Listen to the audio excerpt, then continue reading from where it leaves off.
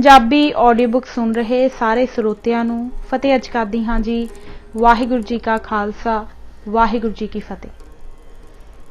सिख इनकलाब भाग 8वां पन्ना नंबर 195 कांड 14 खालसा।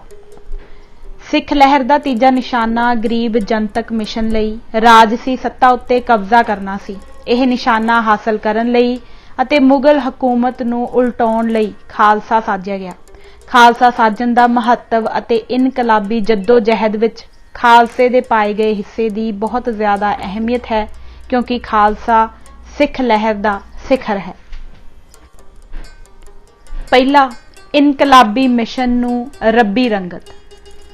रब दे गुण दसदे होए गुरु गोबिंद सिंह साहिब लिखते हैं, सुख संता करनन दुरमत दरनन किलबिख हरनन अस सरनन, दीनन की प्रतिपाल करै नित संत उबार गनीमन गारे, दीन दयाल गरीब निवाजा। गुरु नानक साहिब अपने आप नूं नीचा अंदर नीच जात नाल जोड़ते हैं। नीचा अंदर नीच जात नीची हूँ अत नीच, नानक तिनकै संग साथ वड्डियां स्यों क्या रीस। इस तरह गरीबां की रक्षा करनी अते जालमां दा नाश करना सिख मत के मुताबिक रब का अपना मिशन है। गुरु गोबिंद सिंह जी के अपने शब्दों विच उन्हां दे पिता गुरु तेग बहादुर जी ने धर्म हेत साका जिन किया, रब ने अपने मिशन नूं पूरा करने वास्ते गुरु गोबिंद सिंह जी नूं संसार विच भेजिया। गुरु जी के अपने शब्दों विच मैं अपना सुत तोहे निवाजा, पंथ प्रचार करबे कहो साजा, जाहे तहां तै धर्म चलाए, कबिद करन ते लोक हटाए। पिछले एक कांड विच वेख्या जा चुका है कि गरीब जनतक मिशन पूरा करन लई गुरु गोबिंद सिंह जी ने किवें खालसे नूं राजसी सत्ता दी बख्शिश कीती। इस तरह सिखां दे गरीब जनतक इनकलाबी मिशन नूं रब्बी रंगत दित्ती गई, अर्थात यह रब दा अपना मिशन सी। दूजा, वाहिगुरू जी का खालसा। वाहिगुरू जी का खालसा वाहिगुरू जी की फतेह। इसका मतलब है कि खालसा वाहिगुरू दा है अते फतेह भी वाहिगुरू दी ही है। जदों गुरु गोबिंद सिंह जी ने पंथ की अगवाई खालसे नूं सौंपी तां उन्हां ने अपने भाषण के अखीर विच यह शब्द वरते सन। यह वाक खालसे का नारा बन गए। इस नूं सारे मौकिआं ते रस्मां उत्ते बोलिया जाता है, खास तौर ते अमृत छकाउण दी रस्म वेले जदों सिंह एक दूसरे नूं आपस विच मिलदे हन तां सत्कार वजों इहो वाक बोलदे हन। गुरु नानक साहिब ने दौलत खान लोधी नूं कह दिता सी कि ओह रब तो बगैर किसी भी होर सत्ता नूं मंजूर नहीं करदे। गुरु अर्जन देव जी ने जहांगीर नूं कहा सी, मैं एक अकाल पुरख दा उपासक हाँ, अकाल पुरख तो बिना होर कोई बादशाह नहीं। गुरु गोबिंद सिंह साहिब ने अपनी बाणी विच कहा, पाए गहे जब ते तुमरे तब ते कौ आख तरे नहीं आने। उपरोक्त फतेह दे वाक नूं वार-वार दोहरा के खालसे दे मन उत्ते यह सबक डूंगा उकरिया गया कि खालसा सिर्फ परमात्मा वल वफादार है, किसी भी होर वल नहीं। समाजी तौर ते इसका अर्थ सी कि खालसे की वफादारी सिर्फ खालसा मिशन नाल सी, जिसनूं परमात्मा दे हुक्म ते रजा नाल बनाया गया सी।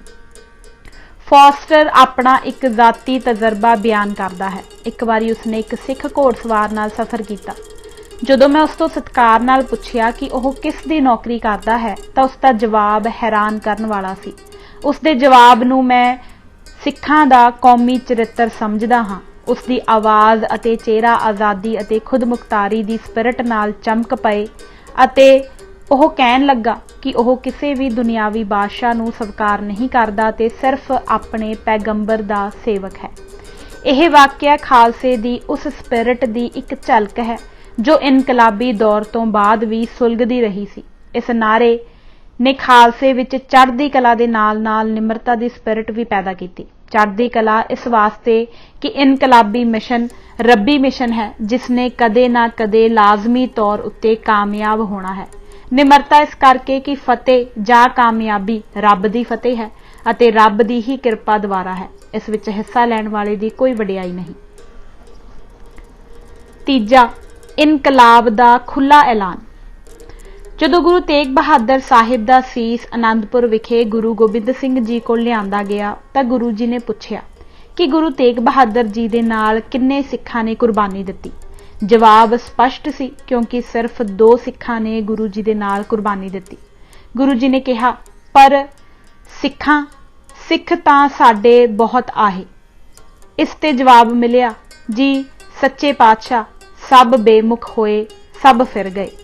ਨਿਸ਼ਾਨੀ ਤਾਂ ਨਹੀਂ ਸਿੱਖੀ ਦੀ ਕਿਸੇ ਨੂੰ ਲੱਗੀ, ਜੋ ਕੋਈ ਸਿੱਖ ਸਹੀ ਕਰੇ।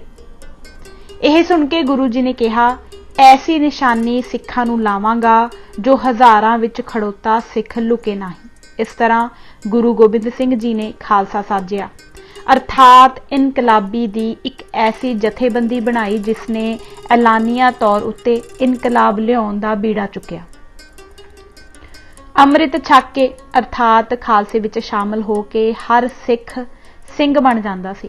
ਇੱਕ ਸਿੰਘ ਨੂੰ ਆਪਣੇ ਪੂਰੇ ਚਿੰਨ੍ਹ, ਖਾਸ ਕਰ ਕੇਸ ਰੱਖਣੇ ਲਾਜ਼ਮੀ ਸਨ, ਜਿਹੜੇ ਚਿੰਨ੍ਹ ਉਸਨੂੰ ਦੂਜਿਆਂ ਨਾਲੋਂ ਨਿਖੇੜਦੇ ਸਨ। ਜਿੰਨਾ ਚਿਰ ਕੋਈ ਸਿੰਘ ਰਹਿਣਾ ਚਾਹੁੰਦਾ ਸੀ, ਉਨਾ ਚਿਰ ਉਹ ਇਹ ਚਿੰਨ੍ਹ ਤਿਆਗ ਨਹੀਂ ਸੀ ਸਕਦਾ। ਇੱਕ ਸਿੰਘ ਨੂੰ ਦੋਸਤ ਤੇ ਦੁਸ਼ਮਣ ਦੋਵੇਂ ਹਜ਼ਾਰਾਂ ਵਿੱਚੋਂ ਪਛਾਣ ਸਕਦੇ ਸਨ। ਇਸ ਤਰ੍ਹਾਂ ਹਰ ਇੱਕ ਸਿੰਘ ਐਲਾਨੇ ਹੋਏ ਇਨਕਲਾਬ ਦਾ ਨਾ ਕੇਵਲ ਇੱਕ ਸਾਧਨ ਬਣ ਗਿਆ, ਸਗੋਂ ਇਸ ਇਨਕਲਾਬ ਦਾ ਐਲਾਨ ਕਰਨ ਵਾਲਾ ਆਪ ਖੁਦ ਝੰਡਾ ਬਣ ਗਿਆ।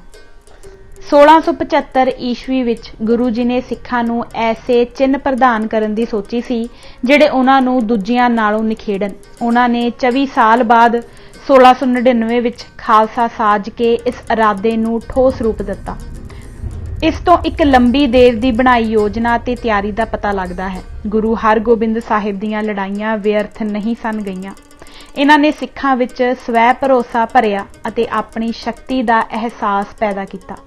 ਗੁਰੂ ਹਰ ਰਾਏ ਸਾਹਿਬ ਅਤੇ ਗੁਰੂ ਤੇਗ ਬਹਾਦਰ ਜੀ ਨੇ ਬਕਾਇਦਾ ਫੌਜਾਂ ਰੱਖੀਆਂ, ਪਰ ਉਹਨਾਂ ਦਾ ਸਮਾਂ ਜ਼ਿਆਦਾਤਰ ਜੁੱਧ-ਬੰਦ ਅਮਰ ਚੈਨ ਦਾ ਸੀ। ਪਰ ਹੁਣ ਸਿਆਸੀ ਸਥਿਤੀ ਵਿੱਚ ਇੱਕ ਬੁਨਿਆਦੀ ਫਰਕ ਆ ਗਿਆ ਸੀ। ਔਰੰਗਜ਼ੇਬ ਨੇ ਗੈਰ ਮੁਸਲਮਾਨਾਂ ਨੂੰ ਖੁੱਲ੍ਹਮ-ਖੁੱਲ੍ਹਾ ਧਾਰਮਿਕ ਤੇ ਸਿਆਸੀ ਚੈਲੰਜ ਪੇਸ਼ ਕੀਤਾ, ਇੱਥੋਂ ਤੱਕ ਕਿ ਉਸਨੇ ਆਪਣੇ ਗੱਠਜੋੜ ਦੇ ਰਾਜਪੂਤ ਸਾਥੀਆਂ ਨੂੰ ਵੀ ਨੀਵਾਂ ਵਿਖਾਉਣਾ ਸ਼ੁਰੂ ਕਰ ਦਿੱਤਾ ਸੀ। ਇਸ ਚੈਲੰਜ ਨਾਲ ਸਿੱਧੀ ਟੱਕਰ ਕਰਕੇ ਹੀ ਨਿਬੜਿਆ ਜਾ ਸਕਦਾ ਸੀ, ਹਕੂਮਤ ਦੀ ਤਾਕਤ ਦੇ ਮੁਕਾਬਲੇ ਜਨਤਾ ਦੀ ਸ਼ਕਤੀ ਖੜੀ ਕਰਕੇ। ਇਸ ਵਾਸਤੇ ਗੁਰੂ ਗੋਬਿੰਦ ਸਿੰਘ ਜੀ ਨੇ ਇਨਕਲਾਬ ਦਾ ਖੁੱਲ੍ਹਾ ਐਲਾਨ ਕੀਤਾ ਅਤੇ ਪੰਥ ਦੀ ਆਮ ਜਨਤਾ ਨੂੰ ਹਥਿਆਰਬੰਦ ਕਰਨਾ ਸ਼ੁਰੂ ਕੀਤਾ ਤਾਂ ਕਿ ਇਨਕਲਾਬੀਆਂ ਦੀ ਇੱਕ ਵੱਡੀ ਫੌਜ ਤਿਆਰ ਹੋ ਜਾਵੇ। ਭੰਗੂ ਨੇ ਇਸ ਸਥਿਤੀ ਨੂੰ 2 ਟੁਕ ਲਫ਼ਜ਼ਾਂ ਵਿੱਚ ਸਹੀ ਤੌਰ ਉੱਤੇ ਬਿਆਨ ਕੀਤਾ ਹੈ, ਪ੍ਰਥਮ ਵਧਾਇਓ ਖਾਲਸੇ, ਫਿਰ ਦਇਓ ਦੰਗੇ ਮਚਾਏ।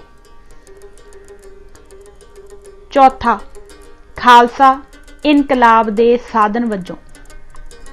ਮੁਗਲਾਂ ਦੇ ਖਿਲਾਫ ਲੜਾਈ ਲੜਨ ਵਾਸਤੇ ਗੁਰੂ ਗੋਬਿੰਦ ਸਿੰਘ ਜੀ ਨੇ ਪਹਾੜੀ ਰਾਜਿਆਂ ਨੂੰ ਸੱਦਾ ਦਿੱਤਾ। ਮੁਗਲ ਹਾਕਮਾਂ ਦੇ ਖਿਲਾਫ ਇੱਕ ਸਾਂਝਾ ਮੋਰਚਾ ਬਣਾਉਣ ਵਾਸਤੇ ਉਹਨਾਂ ਨੇ ਪਹਾੜੀ ਰਾਜਿਆਂ ਵਿੱਚ ਕਈਆਂ ਨੂੰ ਕੁਝ ਸਮੇਂ ਲਈ ਰਾਜ਼ੀ ਵੀ ਕਰ ਲਿਆ ਸੀ, ਪਰ ਰਾਜਿਆਂ ਦਾ ਰਵੱਈਆ ਦ੍ਰਿੜਤਾ ਵਾਲਾ ਨਹੀਂ ਸੀ। ਉਹ ਮੁੱਖ ਤੌਰ ਤੇ ਆਪਣੇ ਜਾਗੀਰਦਾਰੀ ਹਿੱਤਾਂ ਨੂੰ ਸਾਹਮਣੇ ਰੱਖਦੇ ਸਨ ਅਤੇ ਮੁਗਲਾਂ ਨਾਲ ਜੰਗ ਜਾਂ ਅਮਨ ਦਾ ਰੁਖ ਆਪਣੇ ਇਹਨਾਂ ਹਿੱਤਾਂ ਨੂੰ ਸਾਹਮਣੇ ਰੱਖ ਕੇ ਹੀ ਅਪਣਾਉਂਦੇ ਸਨ। ਮਤਭੇਦਾਂ ਦਾ ਦੂਜਾ ਵੱਡਾ ਕਾਰਨ ਇਹ ਸੀ ਕਿ ਉਹ ਜਾਤ-ਪਾਤ ਦੇ ਪਾਬੰਦ ਸਨ। ਜਦੋਂ ਗੁਰੂ ਜੀ ਨੇ ਪਹਾੜੀ ਰਾਜਿਆਂ ਨੂੰ ਲੜਾਈ ਵਿੱਚ ਸ਼ਾਮਲ ਹੋਣ ਦਾ ਸੱਦਾ ਦਿੱਤਾ ਤਾਂ ਉਹਨਾਂ ਨੇ ਇਸ ਕਰਕੇ ਇਨਕਾਰ ਕਰ ਦਿੱਤਾ ਕਿ ਉਹ ਗੁਰੂ ਜੀ ਦੇ ਹੇਠਲੀਆਂ ਜਾਤਾਂ ਦੇ ਪੈਰੋਕਾਰਾਂ ਨਾਲ ਰਲ ਕੇ ਚੱਲਣ ਬਾਰੇ ਸੋਚਣਾ ਵੀ ਨਹੀਂ ਚਾਹੁੰਦੇ ਸਨ। ਜੇ ਗੁਰੂ ਜੀ ਦਾ ਮਨੋਰਥ ਸਿਰਫ ਮੁਗਲਾਂ ਨਾਲ ਟਕਰਾਉਣਾ ਹੀ ਹੁੰਦਾ ਤਾਂ ਪਹਾੜੀ ਰਾਜਿਆਂ ਨਾਲ ਉਹ ਜ਼ਰੂਰ ਕੋਈ ਨਾ ਕੋਈ ਸਮਝੌਤਾ ਕਰ ਲੈਂਦੇ, ਪਰ ਉਹਨਾਂ ਨੇ ਇੰਜ ਨਹੀਂ ਕੀਤਾ। ਇਹ ਬਹੁਤ ਅਹਿਮ ਨੁਕਤਾ ਹੈ। ਗੁਰੂ ਜੀ ਦਾ ਬੁਨਿਆਦੀ ਨਿਸ਼ਾਨਾ ਗਰੀਬਾਂ ਤੇ ਲਤਾੜਿਆਂ ਹੋਇਆਂ ਦੇ ਪੱਧਰ ਨੂੰ ਉੱਪਰ ਚੁੱਕਣਾ ਸੀ।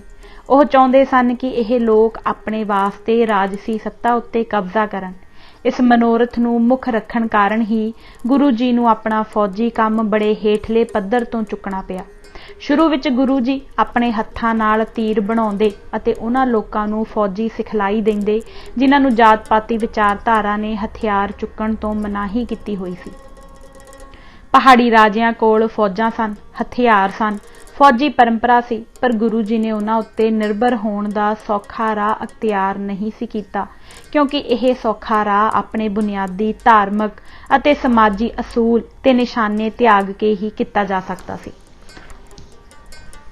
ਗੁਰੂ ਗੋਬਿੰਦ ਸਿੰਘ ਜੀ ਨੇ ਸਿੱਖਾਂ ਨੂੰ ਇਕੱਠਾ ਕੀਤਾ ਅਤੇ ਉਹਨਾਂ ਨੂੰ ਲਲਕਾਰਿਆ, ਹਥਿਆਰ ਸੰਭਾਲੋ ਤੇ ਤੁਰਕਾਂ ਮੁਗਲਾਂ ਨੂੰ ਹਰਾ ਦਿਓ। ਉਹਨਾਂ ਨੇ ਖਾਲਸੇ ਨੂੰ ਅੰਮ੍ਰਿਤ ਛਕਾਉਣ ਦੀ ਯੋਜਨਾ ਤਿਆਰ ਕੀਤੀ। ਵਿਸਾਖੀ ਦੇ ਸਾਲਾਨਾ ਜੋੜ ਮੇਲੇ ਦੇ ਮੌਕੇ ਤੇ ਗੁਰੂ ਜੀ ਜੁੜੀ ਸੰਗਤ ਦੇ ਸਾਹਮਣੇ ਨੰਗੀ ਤਲਵਾਰ ਲੈ ਕੇ ਤੰਬੂ ਤੋਂ ਬਾਹਰ ਆਏ ਅਤੇ ਭਰੀ ਸੰਗਤ ਵਿੱਚੋਂ ਇੱਕ ਸਿੱਖ ਦੀ ਕੁਰਬਾਨੀ ਮੰਗੀ। ਸਨਸਨੀ ਛਾ ਗਈ, ਪਰ ਇੱਕ ਸਿੱਖ ਨੇ ਆਪਣੇ ਆਪ ਨੂੰ ਗੁਰੂ ਜੀ ਦੀ ਭੇਟਾ ਕੀਤਾ। ਗੁਰੂ ਜੀ ਉਸ ਨੂੰ ਆਪਣੇ ਨਾਲ ਤੰਬੂ ਵਿੱਚ ਲੈ ਗਏ। ਛੇਤੀ ਹੀ ਬਾਅਦ ਉਹ ਖੂਨ ਨਾਲ ਲਿਬੜੀ ਤਲਵਾਰ ਲੈ ਕੇ ਫਿਰ ਤੰਬੂ ਤੋਂ ਬਾਹਰ ਆਏ ਅਤੇ ਇੱਕ ਹੋਰ ਸਿਰ ਦੀ ਮੰਗ ਕੀਤੀ। ਇਸ ਵਾਰ ਸੰਗਤ ਵਿੱਚ ਬਹੁਤ ਪਹਿਲਾਂ ਤੋਂ ਵੀ ਵਧੇਰੇ ਸਨਸਨੀ ਛਾ ਗਈ, ਪਰ ਇਸ ਵਾਰ ਵੀ ਸਿੱਖ ਨੇ ਆਪਣੇ ਆਪ ਨੂੰ ਪੇਸ਼ ਕੀਤਾ। ਤੀਜੀ, ਚੌਥੀ ਤੇ ਪੰਜਵੀਂ ਵਾਰ ਵੀ ਗੁਰੂ ਜੀ ਨੇ ਉਹੀ ਮੰਗ ਕੀਤੀ। ਹਰ ਵਾਰ ਇੱਕ ਸਿੱਖ ਨੇ ਆਪਣੇ ਆਪ ਨੂੰ ਗੁਰੂ ਜੀ ਦੇ ਪੇਸ਼ ਕੀਤਾ। ਇਸ ਤੋਂ ਪਤਾ ਲੱਗ ਗਿਆ ਕਿ ਸਿੱਖ ਸਮਾਜ ਆਪਣੇ ਮਿਸ਼ਨ ਲਈ ਹਰ ਕੁਰਬਾਨੀ ਕਰਨ ਲਈ ਤਿਆਰ ਸੀ। ਆਖਰ ਗੁਰੂ ਜੀ ਆਪਣੇ ਨਾਲ 9x9 5 ਪਿਆਰੇ ਨੂੰ ਲੈ ਕੇ ਤੰਬੂ ਤੋਂ ਬਾਹਰ ਨਿਕਲੇ। ਪਹਿਲਾਂ ਉਹਨਾਂ ਪੰਜਾਂ ਨੂੰ ਅੰਮ੍ਰਿਤ ਛਕਾਇਆ ਤੇ ਬਾਅਦ ਵਿੱਚ ਖੁਦ ਉਹਨਾਂ ਤੋਂ ਅੰਮ੍ਰਿਤ ਛਕਿਆ। ਇਸ ਤਰ੍ਹਾਂ ਖਾਲਸਾ ਸਾਜਿਆ ਗਿਆ, ਜੋ ਕਿ ਇਨਕਲਾਬੀ ਮਿਸ਼ਨ ਨੂੰ ਪੂਰਾ ਕਰਨ ਲਈ ਤਿਆਰ ਬਰ ਤਿਆਰ ਸੀ। ਗੁਰੂ ਜੀ ਨੇ ਫਰਮਾਇਆ ਭੰਗੂ ਦੇ ਸ਼ਬਦਾਂ ਵਿੱਚ, ਪੜੋ ਪਾਤਸ਼ਾਹੀ ਇਮ ਇਨ ਖੋਏ, ਹੰਨੇ ਹੰਨੇ ਹਮ ਪਾਤਸ਼ਾਹ ਹੋਏ। ਖਾਲਸੋ ਹੋਵੇ ਖੁਦ ਖੁਦਾ, ਜਿਮ ਖੂਬੀ ਖੂਬ ਖੁਦਾਏ। ਆਨ ਨਾ ਮਾਨੈ ਆਨ ਕੀ, ਇੱਕ ਸੱਚੇ ਬਿਨ ਪਾਤਸ਼ਾਹ। ਗੁਰਸ਼ੋਭਾ ਇਸ ਗੱਲ ਦੀ ਤਾਈਦ ਕਰਦਾ ਹੈ ਕਿ असुर संघारबे को दर्जन के मारबे को, संकट निवारबे को खालसा बनायो है। कोयल सिंह लिखदा है कि ਅੰਮ੍ਰਿਤ ਛਕਾਉਣ ਦੀ ਰਸਮ ਪੂਰੀ ਕਰਨ ਤੋਂ ਬਾਅਦ ਗੁਰੂ ਜੀ ਨੇ ਇਹ ਹਦਾਇਤ ਕੀਤੀ, ਸਫਾ ਮਾਰ ਯਮਨੀ ਤੁਰਕਾਂ ਦੀ ਕਰੋ ਦੂਰ ਸੋਈ, ਬਾਜ ਉਡਾਏ ਸਦਾ ਕਰ ਰਾਜ। ਬਾਅਦ ਦੇ ਸਿੱਖ ਸਾਹਿਤ ਵਿੱਚ ਵੀ ਇਹੀ ਪਰੰਪਰਾ ਮਿਲਦੀ ਹੈ। ਖਾਲਸਾ ਸੋਏ ਲੜੇ ਹੋਏ ਆਗੇ, ਖਾਲਸਾ ਸੋਏ ਨਿਰਧਨ ਕੋ ਪਾਲੇ, ਖਾਲਸਾ ਸੋਏ ਦੁਸ਼ਟ ਕੋ ਗਾਲੇ। ਇਹ ਨੋਟ ਕਰਨ ਯੋਗ ਹੈ ਕਿ ਨਿਰਧਨ ਕੋ ਪਾਲੇ ਅਤੇ ਦੁਸ਼ਟ ਕੋ ਗਾਲੇ ਦਾ ਇੱਕ ਪੰਕਤੀ ਵਿੱਚ ਜ਼ਿਕਰ ਹੈ, ਅਰਥਾਤ ਖਾਲਸਾ ਲਹਿਰ ਦੇ ਦੂਜੇ ਮੁਗਲ ਰਾਜ ਦਾ ਸਫਾਇਆ ਅਤੇ ਤੀਜੇ ਜਨਤਕ ਹਿੱਤ ਨਿਸ਼ਾਨੇ ਅਟੁੱਟਵੇਂ ਅਤੇ ਜੁੜੇ ਹੋਏ ਹਨ। ਜਿੱਥੇ ਸਿੰਘ ਧਰਮ ਦੇ ਵਾਸਤੇ ਸਿੱਖੀ ਦੇ ਅਥਵਾ ਪਰ ਉਪਕਾਰ ਵਾਸਤੇ ਤੁਰਕਾਂ ਨਾਲ ਯੁੱਧ ਕਰਨਗੇ, ਉੱਥੇ ਮੇਰਾ ਸਿੱਖਾਂ ਦੇ ਵਿੱਚ ਦਦਾਰ ਹੋ ਸੀ। ਇੱਥੇ ਵੀ ਸਿੱਖੀ ਪਰ ਉਪਕਾਰ ਅਤੇ ਤੁਰਕਾਂ ਨਾਲ ਯੁੱਧ ਦਾ ਸੁਮੇਲ ਹੈ। ਖਾਲਸਾ ਅਕਾਲ ਪੁਰਖ ਕੀ ਫੌਜ। ਹਕੀਕਤ ਵਿੱਚ ਗੁਰੂ ਜੀ ਦਾ ਇਹ ਹੁਕਮ ਦਰਜ ਹੈ ਕਿ ਹੁਣ ਤੁਸੀਂ ਹਥਿਆਰ ਧਾਰਨ ਕਰੋ, ਲੋਹੇ ਦੀ ਪੂਜਾ ਕਰੋ ਅਤੇ ਇਸ ਨੂੰ ਪਿਆਰ ਕਰੋ, ਕਿਉਂਕਿ ਇਹ ਲੋਹਾ ਹੀ ਤੁਹਾਨੂੰ ਉੱਚੀ ਪੋਜੀਸ਼ਨ ਤੇ ਲੈ ਜਾਏਗਾ। ਚਮਕੌਰ ਦੀ ਲੜਾਈ ਵਿੱਚ ਗੁਰੂ ਗੋਬਿੰਦ ਸਿੰਘ ਜੀ ਨੇ ਆਪਣੇ 2 ਪੁੱਤਰਾਂ ਨੂੰ ਕਿਹਾ, हे ਸੁਤ ਤੁਮ ਹਮਕੋ ਹੋ ਪਿਆਰੇ, ਤੁਰਕ ਨਾਸ ਹਿਤ ਤੁਮ ਤਨ ਧਾਰੇ। ਜੇ ਆਪਣੇ ਸਿਰ ਰਨ ਮੇ ਲਾਗੇ, ਤਾਂ ਕਰ ਨਾਸ ਮਲੇਸ਼ ਸੋ ਭਾਗੇ। ਤਾਤੇ ਯਾ ਸਮ ਸਮਾ ਨਾ ਕੋਈ, ਤੁਮ ਦੋਨੋਂ ਸੰਗਰ ਭਲ ਜੋਈ। ਅਤੇ ਜਦੋਂ ਉਹਨਾਂ ਦਾ ਸਭ ਤੋਂ ਵੱਡਾ ਪੁੱਤਰ ਲੜਾਈ ਵਿੱਚ ਜੂਝਦਾ ਹੋਇਆ ਸ਼ਹੀਦੀ ਪਾ ਗਿਆ, ਤਾਂ ਗੁਰੂ ਜੀ ਨੇ ਆਪਣੇ ਇਸ ਪੁੱਤਰ ਨੂੰ ਵਰ ਦਿੱਤਾ, ਆਜ ਖਾਸ ਭਇਓ ਖਾਲਸਾ ਸਤਿਗੁਰ ਕੇ ਦਰਬਾਰ। ਇਸ ਤਰ੍ਹਾਂ ਇਨਕਲਾਬੀ ਮਿਸ਼ਨ ਲਈ ਆਪਣੀ ਕੁਰਬਾਨੀ ਦੇਣ ਦਾ ਮਤਲਬ ਸੀ ਖਾਲਸੇ ਦਾ ਆਦਰਸ਼ ਪੂਰਾ ਕਰਨ, ਅਤੇ ਇਸ ਉੱਤੇ ਮੋਹਰ ਲੱਗੀ ਹੋਈ ਸੀ ਸਿੱਖ ਧਰਮ ਦੀ। ਖਾਲਸੇ ਦੀ ਵਿਚਾਰਧਾਰਾ ਨੂੰ ਪ੍ਰਵਾਨ ਕਰਨ ਦਾ ਮਤਲਬ ਸੀ ਕੁੱਲ ਵਕਤੀ ਇਨਕਲਾਬੀ ਬਣਨਾ। ਸਿੱਖ ਜ਼ਬਤ ਦਾ ਇੱਕ ਅਹਿਮ ਹਿੱਸਾ ਇਹ ਸੀ, ਤਨ ਮਨ ਧਨ ਸਭ ਸੌਂਪ ਗੁਰ ਕੋ, ਹੁਕਮ ਮੰਨੀਐ ਪਾਈਐ। ਇਹ ਆਦਰਸ਼ ਅਤੇ ਦਰਜੇ ਦੀ ਕੁਰਬਾਨੀ ਦੀ ਮੰਗ ਕਰਦਾ ਸੀ। ਹਸਤੀ ਸਿਰ ਜਿਉ ਅੰਕਸ ਹੈ, ਅਹਰਣ ਜਿਉ ਸਿਰ ਦੇ, ਮਨ ਤਨ ਆਗੇ ਰਾਖ ਕੇ ਉਬੀ ਸੇਵ ਕਰੇ। ਜਦੋਂ ਬੰਦੇ ਨੇ ਗੁਰੂ ਗੋਬਿੰਦ ਸਿੰਘ ਜੀ ਪਾਸ ਸਿੱਖ ਬਣਨ ਦੀ ਆਪਣੀ ਖਾਹਿਸ਼ ਜ਼ਾਹਿਰ ਕੀਤੀ, ਤਾਂ ਗੁਰੂ ਜੀ ਨੇ ਉਸ ਨੂੰ ਚੇਤਾਵਨੀ ਦਿੱਤੀ, ਸਤਿਗੁਰ ਕਹੀ ਸਿੱਖ ਬਣਨੋ ਔਖਾ, ਮਨ ਧਨ ਧਨ ਰਖ ਹੋਏ ਨਾ ਤੋਖਾ। ਸਿੱਖ ਬਨੈ ਜਬ ਖੋਏ ਭਰਮ, ਸਿੱਖ ਬਣਨ ਕੇ ਕਠਨ ਸੋ ਕਰਮ। ਆਪਣਾ ਤਨ ਮਨ ਧਨ ਗੁਰੂ ਜਾਂ ਰੱਬ ਨੂੰ ਸੌਂਪ ਦੇਣਾ ਸਾਂਝੀ ਪੈਦਾ ਕਰਨ ਦਾ ਇੱਕ ਤਰੀਕਾ ਸੀ। ਸਿੱਖ ਲਹਿਰ ਨੂੰ ਫੌਜੀ ਰੂਪ ਦੇ ਕੇ ਇਸ ਆਦਰਸ਼ ਨੂੰ ਇਨਕਲਾਬੀ ਮਿਸ਼ਨ ਪੂਰਾ ਕਰਨ ਨਾਲ ਜੋੜ ਦਿੱਤਾ ਗਿਆ। खालसा वाहिगुरू जी का है, इसलिए अपने आप नूं खालसे दे अर्पण कर देना रब नूं अर्पण कर देना सी। सिख दी तन मन धन दी खालसे नूं भेटां मुकम्मल भेटां दी मंग सी। गुरु गोबिंद सिंह जी ने खुद इस नुक्ते नूं स्पष्ट कीता है, मोह ग्रह मैं तन ते मन सिर लो धन है सब ही इन्हीं को। खालसा मोरो रूप है खास, खालसे मैं हूँ करो निवास। खालसा मेरो पिंड प्राण, खालसा मेरी जान की जान। हो खालसा को खालसा मेरो, ओत पोत सागर बुंदेरो।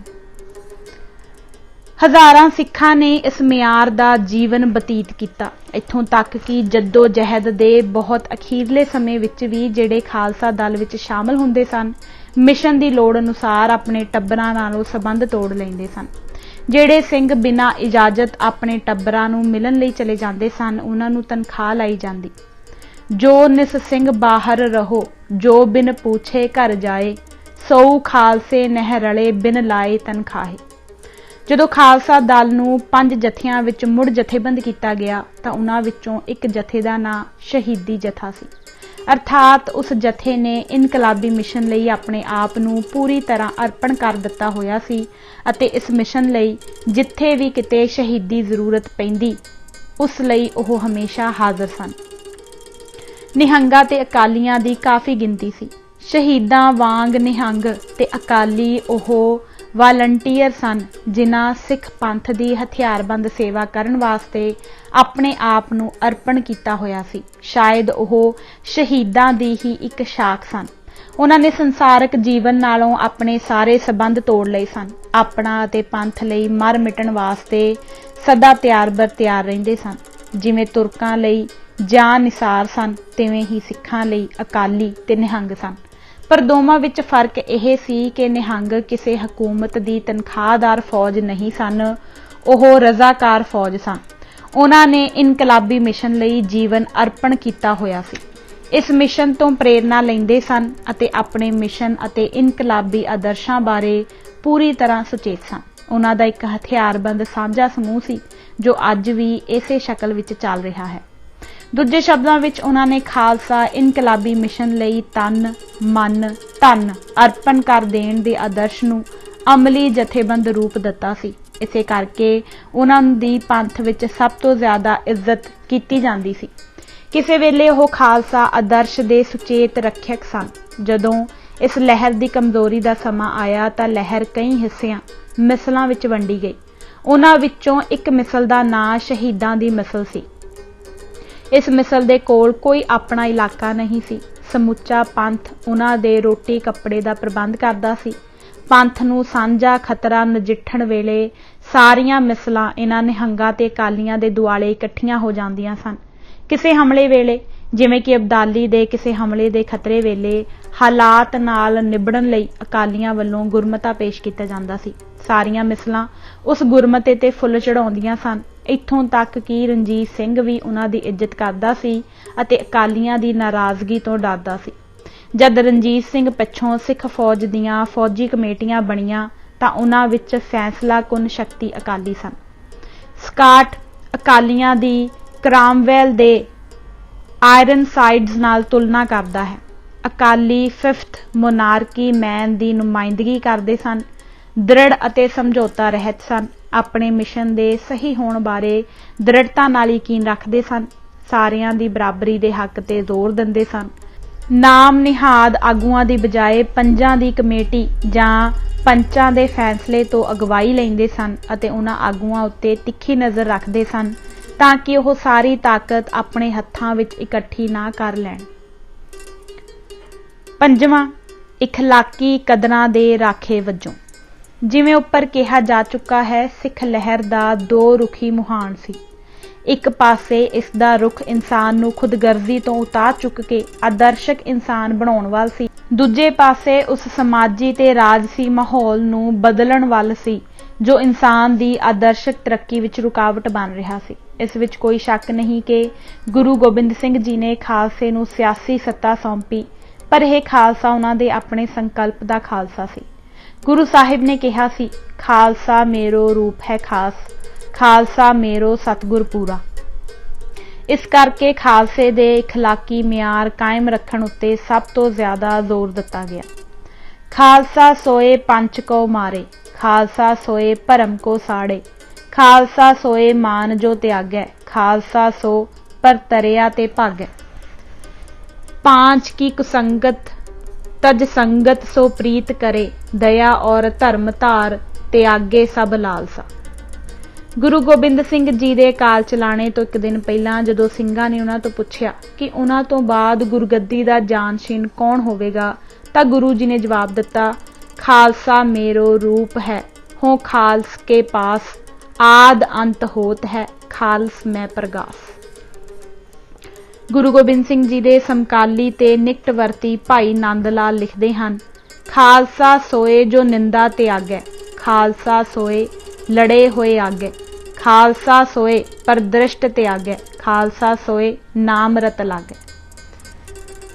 भाई प्रहलाद सिंह दे रहतनामे विच लिखिया होया मिलदा है, रहनी रहे सोई सिख मेरा। गुरु गोबिंद सिंह जी दे मामा किरपाल सिंह ते कुछ होर आगू सिखां ने गुरु जी नूं अपनी यह चिंता प्रगट की। गरीब नवाज रौले इनकलाबी जद्दोजहद विच बुद्ध ना रहेगी, बुद्ध चल जाएगी, बुद्ध गई सिख कीकू रहनी है, जां सिखी गई तां नरक दा अधिकारी हुआ। गुरु जी ने जवाब दिता, तां बचन हुआ, मामा जी सिखां मुरीदां दी बुद्ध ना चलेगी, रौले दे सिख होणगे माइकी, पंथ विच कच्चे पिले तिन्हां दी बुद्ध जासी। अर्थात सच्चे सुच्चे इनकलाबी भले बुरे दी परख करनगे, पर जो होर होर मनोरथां नूं लैके इनकलाब विच शामिल होणगे ओह नहीं करनगे। यह हकीकत है कि इनकलाबी दौर दे सिख ਸਾਹਿਤ विच खालसे दियां इखलाकी कदरां उत्ते ਚੱਲਣ उत्ते बहुत जोर दिता गया है। एक सिख दी समुचे तौर उत्ते तरक्की लई दोवें गल्लां जरूरी सन। एक यह कि वह उच्चे तो उच्चा इखलाकी म्यार भी कायम करे, दूजे खालसे दे समाजी सियासी मंतवां नूं भी वफादारी नाल निभाए। सिख मत विच होमे नूं सब तो वड्डी इंसानी कमजोरी मन्निया गया है। अत्याचार ते धक्केशाही वल इंसान नूं होमे ही धकदी है। इसे करके गुरुआं ने निजवाद नूं खत्म करन ते जोर दिता है। सिख आदर्श है, भै काहू को देत नह, नह भै मानत आन, होदे ताण निताणिया रह निमाणिया। होमे नूं खत्म करना सिख मत दा धार्मिक आदर्श ही नहीं सगों समाजी आदर्श भी है। सिख गुरु शुरू तो ही अपने आप नूं सिखां जां सिख पंथ नाल इकमिक होए दसदे आए सन। 10वें गुरु जी ने इस गल नूं बिल्कुल ही स्पष्ट कर दिता कि कोई शख्स इकल्ले तौर ते किन्ना भी वड्डा क्यों ना होवे, सांझी लहर उस तो किते ज़्यादा अहम है। वह अपनियां सारियां मल्लां ते प्राप्तियां खालसे दी कृपा सदका दसदे हन। जुद जिते इन्हीं के, प्रसाद इन्हीं के, प्रसाद सो दान करे, इन्हीं की कृपा के सजे हम हैं, नहीं मोह से गरीब करोड़ परे। जदों कपूर सिंह नूं नवाबी पेश की गई तो उन्होंने कहा कि वह पहला 5 ਸਿੰਘਾਂ ਦੇ चरनां नूं छुआई जाए। कपूर सिंह बिल्कुल ही एक आम सिंह सी अते संगत की सेवा करदा हुंदा सी। इस वाक्य दीयां 4 तनकियां कढ़ियां जा सकदियां हन। पहली यह कि खालसा लीडरी जां रुतबे दे माण नूं निमर सेवा का फल समझदा सी। कपूर सिंह नूं चुणन का यही कारण सी। दूजे उदों तक सत्ता नूं जाती तौर उत्ते जफा मारन की भुख नहीं सी, जिस कारण नवाबी किसे नूं भी कबूल नहीं सी अते कपूर सिंह की मर्जी के खिलाफ संगत के हुक्म वजों उस उत्ते ठोसनी पई। तीजे यह कि निजी सत्ता इकट्ठा करना निशाना नहीं सी, बल्कि निशाना खालसे की खिदमत करना सी, जिस तो सारे ताकत हासिल करते सन। चौथे यह कि सारी ताकत या शक्ति समुचे खालसे कोल सी। खालसे दा जदों पहला मिट्टी दा किला राम रौणी बनाया गया तां आपे राज सिंह आपे मजूर, आपे पीसे आप पकावै, तेतो बड़े सरदार कहावै, जो करै सिंह बहुतो कम, धन धन कहे सिंह तसै जम, कोऊ करे ना किसी सरीका, कोई ना सुनावै दुख निज जी का। 6वां पिछोकड़ समाज नालों पूरा तोड़ विछोड़ा। जात-पाती समाज की बुनियादी ना बराबरी नूं सिख गुरु उखाड़ सुटना चाहुंदे सन, पर सिख लहर की भर्ती का खेतर जात-पाती समाज सी। अजे तक गुरुआं ने अपनी लहर नूं इस तरीके नाल सुचेत होके वधाया कि ओह इस भगती के खेतर नालों टुटण ना, क्योंकि टुटण नाल लहर का वाधा रुक सकदा सी। पर खालसे ने गरीब जनतक मिशन लई राजसी सत्ता उत्ते कब्जा करन दा साधन बनना सी। इसलिए यह गल जरूरी हो गई कि खालसे की भर्ती उन्हां तक सीमित की जाए जो लहर के मंतवां नूं अपनाउंदे अते इसलिए वड्डियां कुर्बानियां करन लई भी तैयार रहिंदे। जो भी शख्स अमृत छक के खालसा सज जांदा सी, उस नूं इन्हां पंजां जंजीरां तो आज़ादी मिल जांदी सी। पहला पुराने धर्मां तो, दूजा पहले कर्मां तो, तीजा जात कबीले ते नस्ल तो, चौथा पहले बंधना ते रस्मां तो, अते पंजवां वहमां भरमां कर्म कांडां वगैरह तो। यह सारियां आज़ादियां खालसे दा जात-पाती समाज तो पूरी तरह तोड़ विछोड़ना यकीनी बनाउंदियां सन। जो खालसा सजदा सी उसका पुनर्जन्म होया मन्निया जांदा सी।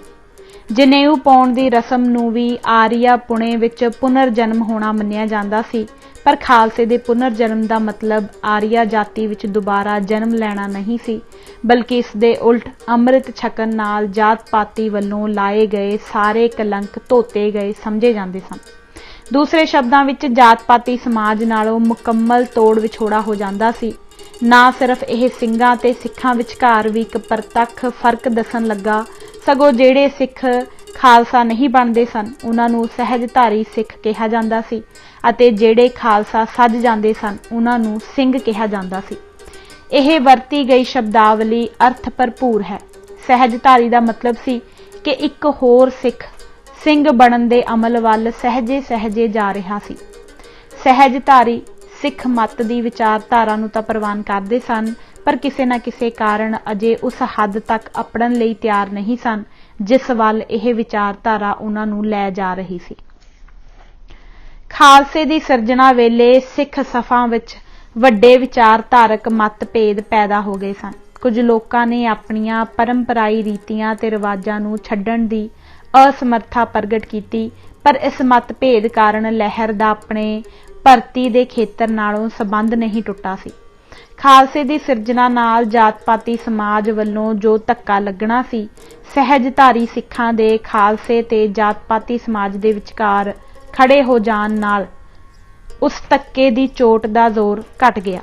शूद्रां 50 प्यारियां तो अमृत छक के गुरु जी ने निशानी वजों उन्हां नूं अपना गुरु बना लिया सी। यह गल जात पाती विचारधारा ते जात पाती समाज की सोच तो भी बाहर सी। लहर नाल जुड़े उपरलियां जातां दे कई लोकां ने अपने आप नूं लहर नालों वख कर लिया। खत्तरी ब्राह्मण दोए रहे निरारा। खत्तरी ब्राह्मणा दा अलहदा हो जाना साफ जाहिर करदा है कि खालसे की उत्पत्ति नाल लहर दा जात पाती समाज तो पूरी तरह तोड़ विछोड़ा सी। जो लहर की जात पात विरोधी धारा नाल कदम मिला के नहीं सी चल सकते, वह जां तां लहर तो अलग हो गए जां फिर सहजधारी सिख अखवाउण लगे। 7वां अगवाई। किसी भी लहर की दिशा नूं निश्चित करन विच उस लहर के आगुआं का बहुत ही अहम हिस्सा हुंदा है। जिस तरीके नाल गुरु गोबिंद सिंह जी ने लहर की अगवाई का सवाल नजिठिया, उस तो साफ पता लगता है कि गुरु जी लहर के जनतक चरित्र नूं कायम रखना चाहते सन। खालसे की अमृत छकाउण की रस्म की अहमियत बारे गोकल चंद नारंग लिखदा है। जिन्हां पंजां ने अपने सिर पेश किए उन्हां विचों एक खत्तरी सी अते बाकी चारे शूदर सन, पर गुरु ने उन्हां नूं 5 प्यारे की पदवी दिती अते उन्हां नूं अमृत छकाया, जो रस्म इस भाईचारे विच शामिल होण दी मुढ़ली रस्म बन गई। उन्हां ने सारियां नूं इक्को जिहे फर्ज अते इक्को जिहे अधिकार बख्शे अते नवीन भरातरी भाईचारक पदवी हासिल करन दी निशानी वजों उन्हां नूं इक्को थां भोजन छकाया। गुरु दे बराबरी बारे विचार बहुत उच्चे सन, जो उसके पैरोकारां विचकार ही बराबरी लियाउण नाल ही संतुष्ट नहीं हो सकते। ਉਸ ਦੇ ਸਿਧਾਂਤ ਤੇ ਪ੍ਰਬੰਧ ਵਿੱਚ ਵਿਸ਼ੇਸ਼ ਅਧਿਕਾਰਾਂ ਵਾਲੇ ਮੁਖੀ ਜਾਂ ਆਗੂ ਲਈ ਵੀ ਕੋਈ ਥਾਂ ਨਹੀਂ ਸੀ। ਉਹ ਸਮਝਦਾ ਸੀ ਕਿ ਜਿੰਨਾ ਚਿਰ ਕੋਈ ਆਗੂ ਉਸ ਦੇ ਪੈਰੋਕਾਰਾਂ ਵੱਲੋਂ ਚੁਣਿਆ ਜਾਂ ਪ੍ਰਵਾਨ ਨਾ ਕੀਤਾ ਹੋਵੇ, ਉਹ ਲਹਿਰ ਨੂੰ ਚਲਾਉਣ ਦੇ ਯੋਗ ਨਹੀਂ ਹੋ ਸਕਦਾ। ਇਤਿਹਾਸ ਦੇ ਪੱਤਰੇ ਦੱਸਦੇ ਹਨ ਕਿ ਜਿਹੜੇ ਸ਼ਖਸ ਜਾਂ ਜਮਾਤਾਂ ਨੂੰ ਧਾਰਮਿਕ ਜਾਂ ਪੁਜਾਰੀ ਉੱਚਤਾ ਦਾ ਦਰਜਾ ਮਿਲ ਗਿਆ, ਉਹ ਆਪਣੇ ਵਿਸ਼ੇਸ਼ ਅਧਿਕਾਰਾਂ ਵਿੱਚੋਂ ਜ਼ਰਾ ਮਾਸਾ ਵੀ ਛੱਡਣ ਨੂੰ ਤਿਆਰ ਨਹੀਂ ਹੋਏ। ਪਰ ਭਾਵੇਂ ਗੁਰੂ ਦੇ ਪੈਰੋਕਾਰ ਉਸ ਨੂੰ ਇੱਕ ਮਹਾਨ ਪੈਗੰਬਰ ਮੰਨਦੇ ਸਨ, ਉਹ ਵੱਖਰੀ ਹੀ ਮਿੱਟੀ ਦਾ ਬਣਿਆ ਹੋਇਆ ਸੀ। ਉਸ ਦੀ ਸਿਆਸੀ ਨੀਝ ਇਤਨੀ ਡੂੰਘੀ ਸੀ ਕਿ ਉਹ ਆਪਣੇ ਪੈਰੋਕਾਰਾਂ ਤੋਂ ਲਾਂਭੇ ਉੱਚੀ ਥਾਂ ਨਹੀਂ ਸੀ ਟਿਕਣਾ ਚਾਹੁੰਦਾ। ਇਸੇ ਕਰਕੇ ਜਦੋਂ ਉਸਨੇ ਆਪਣੇ 5 ਚੇਲਿਆਂ 5 ਪਿਆਰਿਆਂ ਨੂੰ ਅੰਮ੍ਰਿਤ ਛਕਾਇਆ ਤਾਂ ਮੁੜ ਕੇ ਉਹਨਾਂ ਤੋਂ ਆਪ ਛਕਿਆ। ਉਹਨਾਂ ਵਾਲੀ ਹੀ ਪ੍ਰਤਿੱਗਿਆ ਲਈ ਅਤੇ ਜਿੰਨੇ ਅਧਿਕਾਰ ਉਹਨਾਂ ਨੂੰ ਦਿੱਤੇ ਸਨ, ਉਸ ਤੋਂ ਵੱਧ ਆਪ ਨਹੀਂ ਲਏ। ਛੇਤੀ ਹੀ ਬਾਅਦ ਉਸਨੇ ਆਪਣੇ ਪੈਰੋਕਾਰਾਂ ਦਾ ਇੱਕ ਵੱਡਾ ਇਕੱਠ ਕੀਤਾ, ਜਿਸ ਵਿੱਚ ਉਸਨੇ ਆਪਣਾ ਨਵਾਂ ਸਿਧਾਂਤ ਸੰਗਤ ਨੂੰ ਦੱਸਿਆ। ਗੁਰੂ ਜੀ ਨੇ ਇਹ ਸਭ ਕੁਝ ਇਸ ਲਈ ਹੀ ਨਹੀਂ ਸੀ ਕੀਤਾ ਕਿ ਉਹ ਵੱਖਰੀ ਮਿੱਟੀ ਦੇ ਬਣੇ ਹੋਏ ਸਨ, ਸਗੋਂ ਇਸ ਕਰਕੇ ਕਿ ਉਹ ਯਕੀਨੀ ਬਣਾਉਣਾ ਚਾਹੁੰਦੇ ਸਨ ਕਿ ਲਹਿਰ ਦੀ ਅਗਵਾਈ ਖਾਲਸੇ ਦੇ ਹੱਥ ਰਹੇ, ਜਿਸ ਦਾ ਮਿਸ਼ਨ ਗਰੀਬ ਜਨਤਕ ਸੀ। 5 ਪਿਆਰਿਆਂ, ਜਿਨ੍ਹਾਂ ਵਿੱਚੋਂ 4 ਸ਼ੂਦਰ ਸਨ, ਨੂੰ ਖਾਲਸੇ ਦੀ ਅਗਵਾਈ ਦਾ ਕੇਂਦਰ ਬਣਾਇਆ। ਇਹ ਉਹ ਸਮਾਂ ਸੀ ਜਦੋਂ ਗੁਰੂ ਜੀ ਦੇ ਸਪੁੱਤਰ ਜਿਉਂਦੇ ਸਨ। ਇਸ ਤੋਂ ਵੀ ਵੱਡੀ ਗੱਲ ਇਹ ਸੀ ਕਿ 5 ਪਿਆਰਿਆਂ ਤੋਂ ਅੰਮ੍ਰਿਤ ਛਕ ਕੇ ਗੁਰੂ ਜੀ ਨੇ ਖੁਦ ਉਹਨਾਂ ਨੂੰ ਇੱਕ ਤਰ੍ਹਾਂ ਆਪਣਾ ਆਗੂ ਮੰਨਿਆ।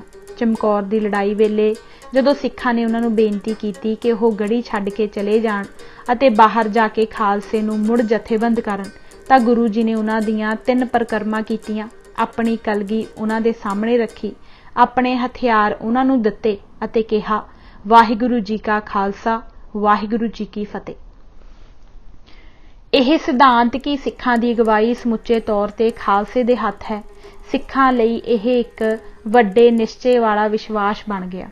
ਇਸ ਸਬੰਧ ਵਿੱਚ ਬੰਦੇ ਦਾ ਸਿੱਖਾਂ ਦਾ ਆਗੂ ਨਿਯਤ ਹੋਣਾ ਅਤੇ ਖਾਲਸੇ ਨਾਲੋਂ ਉਸ ਦਾ ਫਿਰ ਅਲੱਗ ਹੋ ਜਾਣਾ ਇਸ ਸਿਧਾਂਤ ਨੂੰ ਹੋਰ ਸਪਸ਼ਟ ਕਰਦਾ ਹੈ। ਖਾਲਸਾ ਬੰਦੇ ਦੀ ਅਗਵਾਈ ਨੂੰ ਉਤਨੀ ਦੇਰ ਤੱਕ ਕਬੂਲਣ ਲਈ ਰਜ਼ਾਮੰਦ ਹੋਇਆ ਸੀ, ਜਿੰਨੀ ਦੇਰ ਉਹ ਸਿਆਸੀ ਸੱਤਾ ਆਪਣੇ ਨਿੱਜੀ ਹੱਥ ਵਿੱਚ ਲੈਣ ਦੇ ਲਾਲਚ ਵਿੱਚ ਨਾ ਪਵੇ। ਜੋ ਬੰਦਾ ਪਾਤਸ਼ਾਹੀ ਚਾਹੇ ਤਬ ਹਮ ਇਨਕੇ ਨਾਲ ਨਾ ਰਾਹੇ। ਗੁਰੂ ਜੀ ਨੇ ਬੰਦੇ ਨੂੰ ਹਦਾਇਤ ਕੀਤੀ ਸੀ ਕਿ ਖਾਲਸੇ ਦਾ ਅਨੁਸਾਰੀ ਹੋ ਕੇ ਰਹੇ ਅਤੇ ਕੁਝ ਚੋਣਵੇਂ ਸਿੱਖਾਂ ਨੂੰ ਉਸ ਦੇ ਸਲਾਹਕਾਰ ਬਣਾ ਦਿੱਤਾ ਸੀ। ਆਪਣੀਆਂ ਫੌਜੀ ਜਿੱਤਾਂ ਤੋਂ ਬਾਅਦ ਬੰਦੇ ਨੇ ਗੁਰੂ ਅਤੇ ਬਾਦਸ਼ਾਹ ਬਣਨਾ ਚਾਹਿਆ। ਤਤ ਖਾਲਸਾ ਇਸ ਮਸਲੇ ਤੇ ਬੰਦੇ ਤੇ ਬੰਦਈਆਂ ਤੋਂ ਅਲੱਗ ਹੋ ਗਿਆ, ਕਿਉਂਕਿ ਗੁਰੂ ਜੀ ਨੇ ਬੰਦੇ ਕੋ ਖਿਜਮਤ ਦਈ, ਦਈ ਪਾਤਸ਼ਾਹੀ ਨਾਹੀਂ, ਦਈ ਪਾਤਸ਼ਾਹੀ ਪੰਥ ਨਿਜ, ਆਪ ਸੱਚੇ ਪਾਤਸ਼ਾਹੀ। ਬੰਦੇ ਤੋਂ ਬਾਅਦ ਕਪੂਰ ਸਿੰਘ ਨੂੰ ਖਾਲਸੇ ਦਾ ਆਗੂ ਚੁਣਿਆ ਗਿਆ। ਉਸ ਨੂੰ ਉਸ ਦੀ ਨਿਰਮਾਣ ਸੇਵਾ ਕਾਰਨ ਚੁਣਿਆ ਗਿਆ ਸੀ, ਕਿਉਂਕਿ ਉਦੋਂ ਉਹ ਸੰਗਤ ਨੂੰ ਪੱਖਾ ਝੱਲਦਾ ਹੁੰਦਾ ਸੀ। ਕਪੂਰ ਸਿੰਘ ਨੇ ਨਵਾਬੀ ਕਬੂਲਣੋਂ ਇਨਕਾਰ ਕਰ ਦਿੱਤਾ।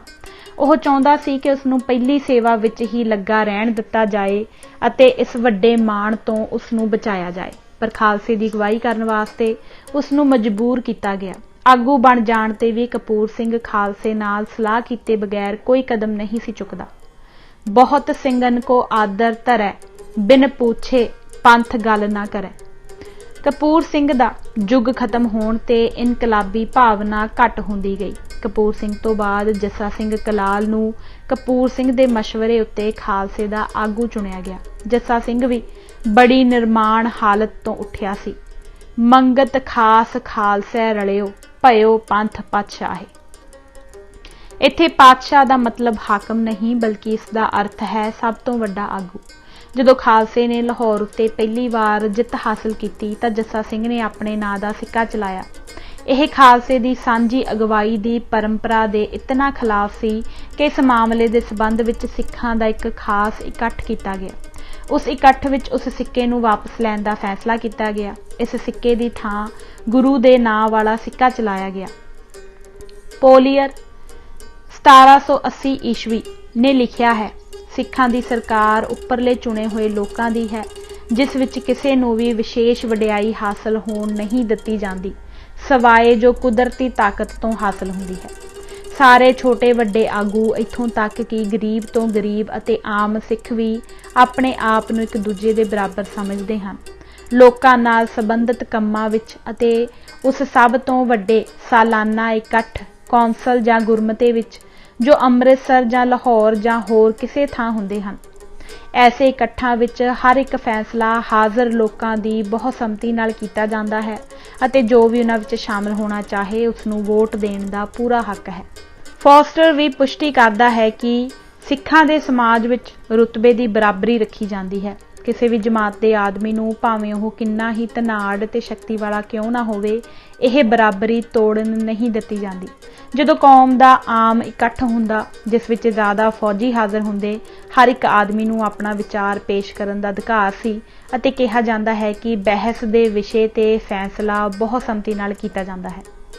ਇਹਨਾਂ ਨਿਰਪੱਖ ਸ਼ਹਾਦਤਾਂ ਤੋਂ ਪਤਾ ਲੱਗਦਾ ਹੈ ਕਿ ਸਿੱਖ ਇਨਕਲਾਬੀ ਦੌਰ ਵਿੱਚ ਬਰਾਬਰੀ ਅਤੇ ਭਰਾਤਰੀ ਭਾਵ ਦੀ ਸਪਿਰਿਟ ਦੀ ਭਾਵਨਾ ਕਿਸ ਹੱਦ ਤੱਕ ਹੁੰਦੀ ਹੋਵੇਗੀ ਕਿ ਇਸ ਦੀ ਬਚੀ ਖੁਚੀ ਝਲਕ ਖਾਲਸੇ ਤੋਂ ਬਾਅਦ ਦੇ ਸਮੇਂ ਵਿੱਚ ਵੀ ਮਿਲ ਜਾਂਦੀ ਸੀ।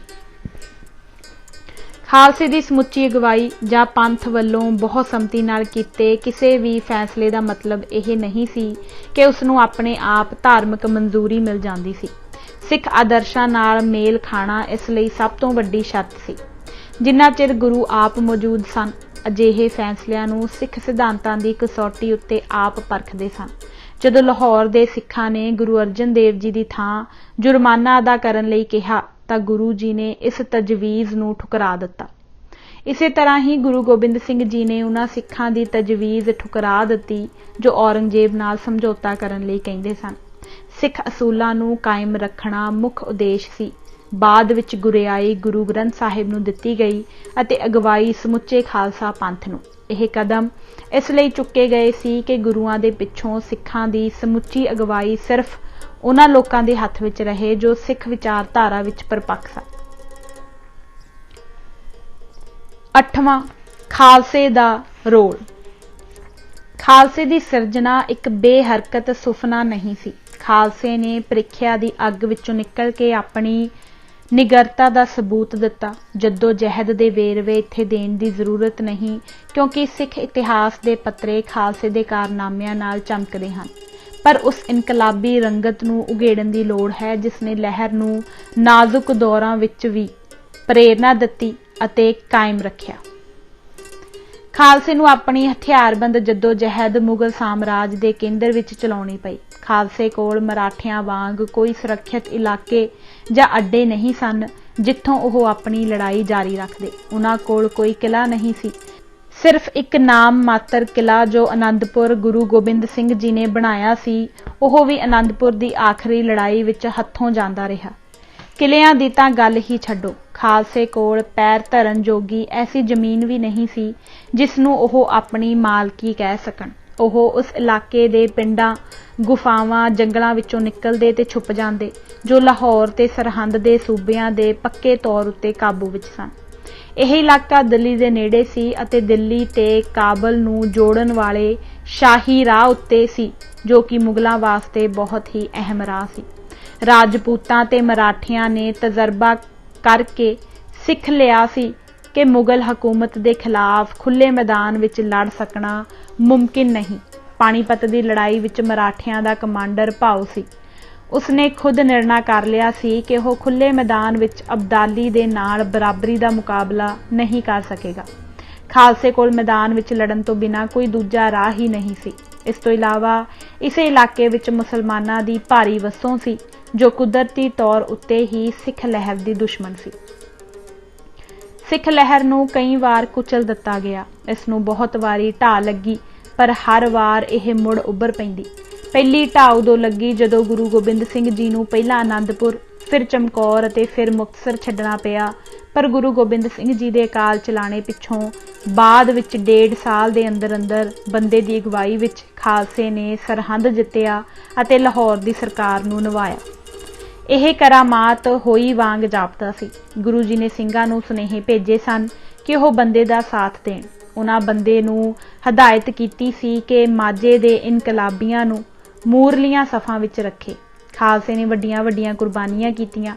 ਗੁਰੂ ਗੋਬਿੰਦ ਸਿੰਘ ਤਾਂ ਜਿੰਦਾ ਨਹੀਂ ਸਨ, ਪਰ ਜਿਹੜੀ ਜੋਤ ਉਹਨਾਂ ਜਗਾਈ ਸੀ ਉਹ ਪ੍ਰਚੰਡ ਹੋ ਉੱਠੀ। ਦੂਜੀ ਵਾਰ ਸਿੱਖ ਲਹਿਰ ਨੂੰ ਉਦੋਂ ਧੱਕਾ ਲੱਗਾ ਜਦੋਂ ਬੰਦੇ ਦੀ ਹਾਰ ਹੋ ਗਈ। ਉਸ ਨੂੰ ਗ੍ਰਿਫਤਾਰ ਕਰ ਲਿਆ ਗਿਆ ਤੇ ਤਸੀਹੇ ਦੇ ਕੇ ਮਾਰ ਦਿੱਤਾ ਗਿਆ। ਬੰਦੇ ਦੀ ਹਾਰ ਦਾ ਇੱਕ ਕਾਰਨ ਤੱਤ ਖਾਲਸੇ ਦਾ ਉਹ ਫੈਸਲਾ ਵੀ ਸੀ ਜਿਸ ਕਾਰਨ ਉਹ ਬੰਦੇ ਨਾਲੋਂ ਅਲੱਗ ਹੋ ਗਏ ਸਨ। ਖਾਲਸੇ ਵਿੱਚ ਪਈ ਇਸ ਫੁੱਟ ਨਾਲ ਸਿੱਖ ਫੌਜੀ ਤਾਕਤ ਬਹੁਤ ਕਮਜ਼ੋਰ ਹੋ ਚੁੱਕੀ ਸੀ।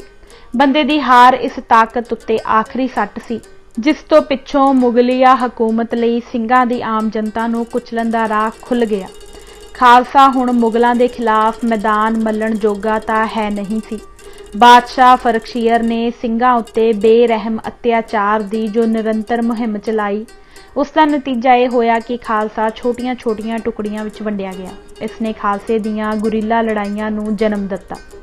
ਗੁਰੀਲਾ ਲੜਾਈਆਂ ਦਾ ਸਮਾਂ ਸਿੱਖ ਲਹਿਰ ਲਈ ਇਮਤਿਹਾਨ ਦਾ ਸਮਾਂ ਸੀ। ਇਸ ਬਾਰੇ ਅਸੀਂ ਹਰੀ ਰਾਮ ਗੁਪਤਾ ਦਾ ਬਿਆਨ ਵਿਸਥਾਰ ਵਿੱਚ ਦੇਣਾ ਉਚਿਤ ਸਮਝਦੇ ਹਾਂ। ਬਾਦਸ਼ਾਹ ਨੇ ਆਮ ਫੁਰਮਾਨ ਜਾਰੀ ਕਰ ਦਿੱਤਾ ਸੀ ਜੋ ਦੇਸ਼ ਦੇ ਸਾਰੇ ਹਿੱਸਿਆਂ ਵਿੱਚ ਲਾਗੂ ਹੁੰਦਾ ਸੀ। ਇਸ ਅਨੁਸਾਰ ਹਰ ਇੱਕ ਸਿੱਖ ਨੂੰ ਵੇਖਦਿਆਂ ਸਾਰ ਗ੍ਰਿਫਤਾਰ ਕਰ ਲੈਣਾ ਹੁੰਦਾ ਸੀ। ਉਸ ਗ੍ਰਿਫਤਾਰ ਹੋਏ ਸਿੱਖ ਲਈ ਦੋ ਹੀ ਰਾਹ ਸਨ, ਜਾਂ ਇਸਲਾਮ ਕਬੂਲ ਕਰਨਾ ਜਾਂ ਤਲਵਾਰ ਦੀ ਭੇਟ ਚੜ੍ਹਨਾ। ਇਹ ਸਭ ਕੁਝ ਉੱਥੇ ਹੀ ਬਿਨਾਂ ਕਿਸੇ ਝਿਜਕ ਅਤੇ ਸਮਾਂ ਗਵਾਏ ਕਰ ਦੇਣਾ ਹੁੰਦਾ ਸੀ। ਇਨਾਮਾਂ ਦੀ ਇੱਕ ਫਹਿਰਿਸਤ ਬਣਾਈ ਗਈ ਸੀ। ਹਰ ਸਿੱਖ ਸਿਰ ਵਾਸਤੇ 25 ਰੁਪਏ ਦਾ ਇਨਾਮ ਸੀ। ਬਾਦਸ਼ਾਹ ਦੇ ਫੁਰਮਾਨ ਦੀ ਬੜੀ ਕਰੜਾਈ ਨਾਲ ਪਾਲਣਾ ਕੀਤੀ ਗਈ। ਬਾਦਸ਼ਾਹ ਫਰਖਸ਼ੀਰ ਦੀ ਮਿਹਰਬਾਨੀ ਹਾਸਲ ਕਰਨ ਵਾਸਤੇ ਸਰਹੰਦ, ਲਾਹੌਰ ਤੇ ਜੰਮੂ ਦੇ ਸੂਬੇਦਾਰ ਸਿੱਖਾਂ ਉੱਤੇ ਅਤਿਆਚਾਰ ਕਰਨ ਦੇ ਮਾਮਲੇ ਵਿੱਚ ਇੱਕ ਦੂਜੇ ਤੋਂ ਅੱਗੇ ਲੰਘ ਜਾਣ ਦਾ ਯਤਨ ਕਰਨ ਲੱਗੇ। ਅਬਦੁਲ ਸਮਦ ਨੂੰ ਇਸ ਕੰਮ ਦੀ ਨਿਗਰਾਨੀ ਦਾ ਕੰਮ ਸੌਂਪਿਆ ਗਿਆ। ਉਹ ਪਿੰਡਾਂ ਦੇ ਮੁਖੀਆਂ ਤੋਂ ਲਿਖਤੀ ਇਕਰਾਰ ਲੈ ਲੈਂਦੇ ਸਨ ਕਿ ਉਹਨਾਂ ਦੇ ਪਿੰਡਾਂ ਵਿੱਚ ਕੋਈ ਸਿੱਖ ਨਹੀਂ ਰਹਿਣ ਦਿੱਤਾ ਜਾਏਗਾ। ਜੇ ਉਹਨਾਂ ਦੇ ਪਿੰਡਾਂ ਵਿੱਚ ਕੋਈ ਸਿੱਖ ਲੱਭੇ ਤਾਂ ਉਸ ਨੂੰ ਗ੍ਰਿਫਤਾਰ ਕਰਕੇ ਨੇੜੇ ਦੀ ਪੁਲਿਸ ਚੌਂਕੀ ਨੂੰ ਸੌਂਪ ਦਿੱਤਾ ਜਾਏਗਾ। ਜੇ ਉਹ ਉਹਨਾਂ ਨੂੰ ਗ੍ਰਿਫਤਾਰ ਨਾ ਕਰ ਸਕਦੇ ਹੋਣ ਤਾਂ ਸਰਕਾਰੀ ਕਰਿੰਦਿਆਂ ਨੂੰ ਉਹਦੀ ਇਤਲਾਹ ਦਿੱਤੀ ਜਾਏ। ਸਿਪਾਹੀ ਚਾਰ ਚੁਫੇਰੇ ਪਿੰਡਾਂ ਵਿੱਚ ਘੁੰਮਦੇ ਸਨ। ਉਹ ਇਸ ਗੱਲ ਦਾ ਪਤਾ ਲਗਾਉਂਦੇ ਸਨ ਕਿ ਪਿੰਡ ਦੇ ਨੰਬਰਦਾਰ ਅਤੇ ਮੁਖੀਏ ਸਰਕਾਰੀ ਹੁਕਮ ਦੀ ਪਾਲਣਾ ਕਰਦੇ ਸਨ ਜਾਂ ਨਹੀਂ।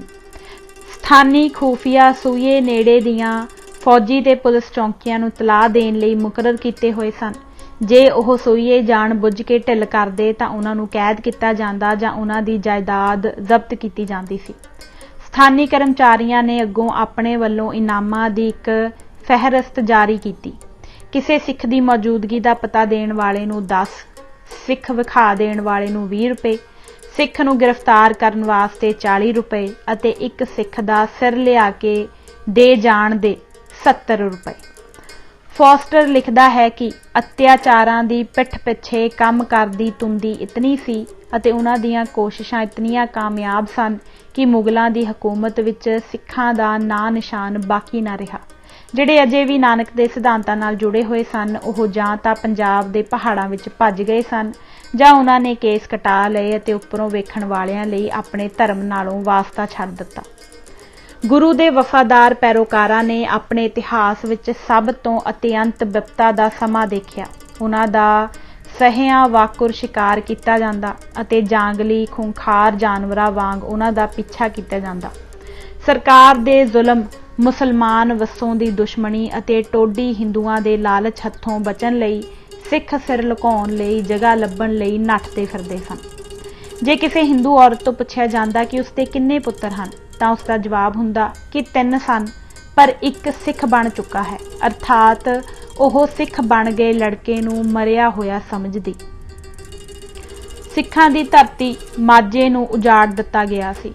ਸੱਚਮੁੱਚ ਇੱਕ ਐਸਾ ਹੈਰਾਨ ਕੁੰਨ ਤੇ ਖਤਰਨਾਕ ਇਮਤਿਹਾਨ ਸੀ ਜਿਸ ਵਿੱਚੋਂ ਕਮਜ਼ੋਰ ਮਜ਼ਬੂਤ ਹੋ ਕੇ ਨਿਕਲਦਾ ਸੀ ਅਤੇ ਮਜ਼ਬੂਤ ਮਹਾਨ ਬਣ ਕੇ। ਜੀਵਨ ਦੀਆਂ ਛੋਟੀਆਂ-ਛੋਟੀਆਂ ਜੱਦੋ-ਜਹਿਦਾਂ ਵਿੱਚ ਮਹਾਨ ਕਾਰਨਾਮੇ ਕੀਤੇ ਗਏ। ਇੱਕ ਦ੍ਰਿੜ ਤੇ ਅਣਦੇਖੀ ਬਹਾਦਰੀ ਜੋ ਪੈਰ-ਪੈਰ ਤੇ ਹਨੇਰੇ ਵਿੱਚ ਲੜੀ ਅਤੇ ਜਿਸ ਨੇ ਸ਼ਾਨਦਾਰ ਅਤੇ ਗੁੱਝੀਆਂ ਜਿੱਤਾਂ ਜਿੱਤੀਆਂ, ਜਿਹੜੀਆਂ ਜਿੱਤਾਂ ਆਮ ਜਨਤਾ ਦੀ ਅੱਖੋਂ ਲਾਂਭੇ ਹੋਈਆਂ। ਇੱਕ ਅੰਦਾਜ਼ੇ ਅਨੁਸਾਰ ਇਹਨਾਂ ਗੁਰੀਲਿਆਂ ਦੀ ਗਿਣਤੀ ਇੱਕ ਸਮੇਂ ਘਟ ਕੇ 2000 ਤੀਕ ਰਹਿ ਗਈ ਸੀ। ਇਸ ਛੋਟੀ ਜਿਹੀ ਟੁਕੜੀ ਤੋਂ ਉੱਠ ਕੇ ਉਹਨਾਂ ਦੀ ਤਾਕਤ ਹੋਰ ਤੋਂ ਹੋਰ ਵੱਧਦੀ ਗਈ, ਜਿਸ ਤਾਕਤ ਨੇ ਨਾ ਸਿਰਫ ਮੁਗਲ ਸਾਮਰਾਜ ਨੂੰ ਵੰਗਾਰਿਆ ਹੀ ਬਲਕਿ ਜਮਨਾ ਤੀਕ ਦੇ ਦੇਸ਼ ਦੀ ਮਾਲਕ ਵੀ ਬਣ ਗਈ। ਗੁਪਤਾ ਦੀ ਲਿਖਤ ਵਿੱਚੋਂ ਇੱਕ ਹੋਰ ਹਵਾਲਾ ਦੇਣਾ ਮੁਨਾਸਬ ਹੋਵੇਗਾ। ਇਸ ਤਰ੍ਹਾਂ ਸਿੱਖ ਆਪਣੀ ਪਿਛਲੇ 30 ਸਾਲਾਂ ਦੀ ਭਿਆਨਕ ਜੱਦੋ-ਜਹਿਦ ਵਿੱਚੋਂ ਜੇਤੂ ਹੋ ਕੇ ਨਿਕਲੇ। ਉਹਨਾਂ ਦੀ ਗੁਲਾਮੀ ਦੀ ਲੰਮੀ ਪੀੜਾ ਦਾ ਅੰਤ ਹੋ ਗਿਆ ਅਤੇ ਉਹਨਾਂ ਦਾ ਆਜ਼ਾਦੀ ਦਾ ਸੁਪਨਾ ਸਾਕਾਰ ਹੋ ਗਿਆ। ਉਹਨਾਂ ਜ਼ੁਲਮ ਤੇ ਬਰਬਾਦੀਆਂ ਦੇ ਬਾਵਜੂਦ ਆਪਣੇ ਆਪ ਨੂੰ ਪ੍ਰਸ਼ੰਸਾਯੋਗ ਢੰਗ ਨਾਲ ਕਾਇਮ ਰੱਖਿਆ ਤੇ ਆਪਣੇ ਪੈਂਤੜੇ ਉੱਤੇ ਅਡੋਲ ਰਹੇ। ਉਹ ਤਸ਼ੱਦਦ ਜਿਸ ਨੇ ਉਹਨਾਂ ਦਾ ਤਕਰੀਬਨ ਬੀਜ ਨਾਸ ਕਰ ਦਿੱਤਾ ਸੀ, ਨਾ ਉਹਨਾਂ ਦੇ ਜੋਸ਼ ਨੂੰ ਮੱਠਾ ਕਰ ਸਕਿਆ ਅਤੇ ਨਾ ਉਹਨਾਂ ਦੀ ਤਰੱਕੀ ਨੂੰ ਰੋਕ ਸਕਿਆ। ਵਿਰੋਧ ਦੇ ਠਾਠਾਂ ਮਾਰਦੇ ਹੜ੍ਹ ਆਏ ਤੇ ਵਧੇ, ਘਬਰਾਹਟ ਦੇ ਤੇਜ਼ ਮੀਂਹ ਆਏ ਤੇ ਵਰੇ, ਮਾਯੂਸੀ ਦੀਆਂ ਤੇਜ਼ ਹਨੇਰੀਆਂ ਵਗੀਆਂ ਤੇ ਤੇਜ਼ ਹੋਈਆਂ। ਇਹਨਾਂ ਸਾਰੀਆਂ ਵਿਰੋਧੀ ਚੀਜ਼ਾਂ ਨੇ ਉਹਨਾਂ ਉੱਤੇ ਮਾਰ ਕੀਤੀ, ਪਰ ਇਹ ਵਿਸ਼ਵਾਸ ਅਤੇ ਆਜ਼ਾਦੀ ਦੀ ਲੋਹੇ ਵਰਗੀ ਚੱਟਾਨ ਉੱਤੇ ਖਲੋਤੇ ਮਜ਼ਬੂਤ ਸਿੱਖਾਂ ਨੂੰ ਹਿਲਾ ਤੱਕ ਨਾ ਸਕੀਆਂ। ਇਸ ਆਪਣੇ ਪੱਕੇ ਯਕੀਨ ਦਾ ਅੰਦਰੂਨੀ ਬਲ ਅਤੇ ਆਧਾਰ ਸੀ ਉਹਨਾਂ ਦਾ ਸਵੈ ਭਰੋਸਾ ਅਤੇ ਗੁਰੂ ਗੋਬਿੰਦ ਸਿੰਘ ਜੀ ਦੀ ਭਵਿੱਖਬਾਣੀ ਕਿ ਇੱਕ ਦਿਨ ਉਹ ਕੌਮ ਬਣਨਗੇ। ਉਹਨਾਂ ਦੇ ਦ੍ਰਿੜ ਹੌਸਲੇ ਅਤੇ ਨਾ ਜਿੱਤੀ ਜਾ ਸਕਣ ਵਾਲੀ ਸਪਿਰਿਟ ਨੇ ਉਹਨਾਂ ਨੂੰ ਕੁਚਲ ਦੇਣ ਵਾਸਤੇ ਤੁਲੀ ਹੋਈ ਇੱਕ ਮਹਾਨ ਸਰਕਾਰ ਦੇ ਖੂਨੀ ਅਤਿਆਚਾਰਾਂ ਦੇ ਖਿਲਾਫ ਨਾ ਕੇਵਲ ਖੜਾ ਰੱਖਿਆ, ਬਲਕਿ ਉਹਨਾਂ ਨੂੰ ਖਤਮ ਕੀਤੇ ਜਾਣ ਵਾਲੇ ਹਰ ਯਤਨ ਤੋਂ ਬਾਅਦ ਹੋਰ ਜ਼ਿਆਦਾ ਮਜ਼ਬੂਤ ਬਣਾ ਕੇ ਉਭਾਰਿਆ। ਗੁਪਤਾ ਸਿੱਖ ਲਹਿਰ ਦੀਆਂ ਪ੍ਰਾਪਤੀਆਂ ਤੋਂ ਇਸ ਹੱਦ ਤੱਕ ਜ਼ਿਆਦਾ ਪ੍ਰਭਾਵਿਤ ਹੈ ਕਿ ਉਹ ਸਵਾਲ ਪੁੱਛਦਾ ਹੈ, ਪਾਠਕੋ, ਕੀ ਆਪਾਂ ਕੋਈ ਕਰਾਮਾਤ ਵੇਖੀ ਹੈ? ਖਾਲਸੇ ਨੇ ਇੰਨੀ ਸ਼ਾਨਦਾਰ ਜੱਦੋ-ਜਹਿਦ ਕੀਤੀ ਕਿ ਕਿਸੇ ਵੀ ਸੱਭਿਆਚਾਰ ਦੇ ਕੋਈ ਵੀ ਲੋਕ ਹੋਣ ਇਸ ਤੇ ਮਾਣ ਕਰ ਸਕਦੇ ਹਨ। ਇਸ ਕਰਾਮਾਤ ਦਾ ਭੇਦ ਕੀ ਸੀ? ਕਿ ਇਹ ਕਰਾਮਾਤ ਜੱਟਾਂ ਦੀ ਲੁੱਟ-ਮਾਰ ਦੀ ਭਾਵਨਾ ਦੇ ਸਦਕਾ ਹੋਈ। ਇਸ ਵਿੱਚ ਕੋਈ ਸ਼ੱਕ ਨਹੀਂ ਕਿ ਜੱਟਾਂ ਨੇ ਇਸ ਵਿੱਚ ਬਹੁਤ ਹਿੱਸਾ ਪਾਇਆ, ਪਰ ਕਿਹੜੇ ਜੱਟਾਂ ਨੇ? ਇੱਕ ਭਾਈ ਤਾਰੂ ਸਿੰਘ ਜੀ ਜੋ ਆਪਣੇ ਕੇਸ ਕੱਟੇ ਜਾਣ ਨਾਲੋਂ ਖੋਪੜੀ ਦੇ ਲਾਹੇ ਜਾਣ ਨੂੰ ਤਰਜੀਹ ਦਿੰਦਾ ਸੀ, ਉਹ ਵੀ ਜੱਟ ਹਨ ਜਿਨ੍ਹਾਂ ਨੇ ਖਾਲਸੇ ਨੂੰ ਦਗਾ ਦੇ ਕੇ ਆਪਣੇ ਕੇਸ ਆਪ ਕਟਾ ਲਏ। ਦਾਣੇ ਅਤੇ ਤੂੜੀ ਨੂੰ ਨਿਖੇੜਨਾ ਚਾਹੀਦਾ ਹੈ, ਭਾਵੇਂ ਹੋਣ ਜੱਟ ਤੇ ਭਾਵੇਂ ਗੈਰ ਜੱਟ। ਇਹ ਉਹ ਲੋਕ ਸਨ ਜੋ ਸਿੱਖ ਵਿਚਾਰਧਾਰਾ ਵਿੱਚ ਰੰਗੇ ਹੋਏ ਸਨ। ਉਹ ਲੋਕ ਸਨ ਲੋਹੇ ਦਾ ਉਹ ਜਾਲ ਜਿਸ ਨੇ ਲੈਂਟਰ ਨੂੰ ਥੰਮਿਆ ਹੋਇਆ ਸੀ। ਉਹਨਾਂ ਲੋਕਾਂ ਨੇ ਹੀ ਇਹ ਕਰਾਮਾਤ ਕੀਤੀ। ਇਹ ਕੋਈ ਸਾਧਾਰਨ ਜੰਗ ਨਹੀਂ ਸੀ, ਇਹ ਐਸੀ ਜੰਗ ਸੀ ਜਿਹੜੀ ਇਨਸਾਨ ਦੀ ਆਪਣੇ ਮਿਸ਼ਨ ਨਾਲ ਉਸਦੀ ਪਕੜ ਤੇ ਪਕਿਆਈ ਦੀ ਅਖੀਰਲੀ ਹੱਦ ਤੱਕ ਅਜਮਾਇਸ਼ ਕਰਦੀ ਸੀ। ਉਸਦੇ ਮਨੋਰਥ ਦੀ ਦ੍ਰਿੜਤਾ, ਉਸਦੇ ਹੌਸਲੇ ਤੇ ਬਰਦਾਸ਼ਤ ਕਰਨ ਦੀ ਸੱਤਿਆ ਦਾ ਇਮਤਿਹਾਨ ਲੈਂਦੀ ਸੀ। ਸਿੱਖਾਂ ਦੇ ਕਾਰਨਾਮਿਆਂ ਦਾ ਇਤਿਹਾਸ ਦਿਲ ਤੇ ਦਿਮਾਗ ਵਿਚਾਲੇ, ਗਿਆਨ ਅਤੇ ਕਰਮ ਵਿਚਾਲੇ, ਕਹਿਣੀ ਅਤੇ ਕਰਨੀ ਵਿਚਾਲੇ, ਲਫ਼ਜ਼ਾਂ ਅਤੇ ਕੰਮਾਂ ਵਿਚਾਲੇ, ਮਰੇ ਹੋਏ ਅਤੇ ਜਿਉਂਦੇ ਯਕੀਨ ਵਿਚਾਲੇ ਫਰਕ ਨੂੰ ਖੋਲ ਕੇ ਉਘੇੜ ਦਿੰਦਾ ਹੈ। ਜਿਵੇਂ ਭੰਗੂ ਨੇ ਲਿਖਿਆ ਹੈ, ਨਾਹੇ ਜਖੀਰੋ ਸਿੰਘਨ ਪਾਸ, ਸ਼ਸਤਰ ਬਸਤਰ ਹੀਨ ਸੋ ਖਾਸ, ਨਾਂਗੇ ਖਰੇ ਉਹ ਭੁੱਖੇ ਪਿਆਸੇ, ਦਾਰੂ ਸਿੱਕਾ ਨਹਿ ਕਛ ਪਾਸੇ, ਹਟਨ ਪਟਨ ਬਾਜ਼ਾਰ ਸੋ ਨਾਹੀ, ਰੋਗੀ औखद बिन मर जाही, गुरबचनन की उनको आस, यही खजानो उनके पास।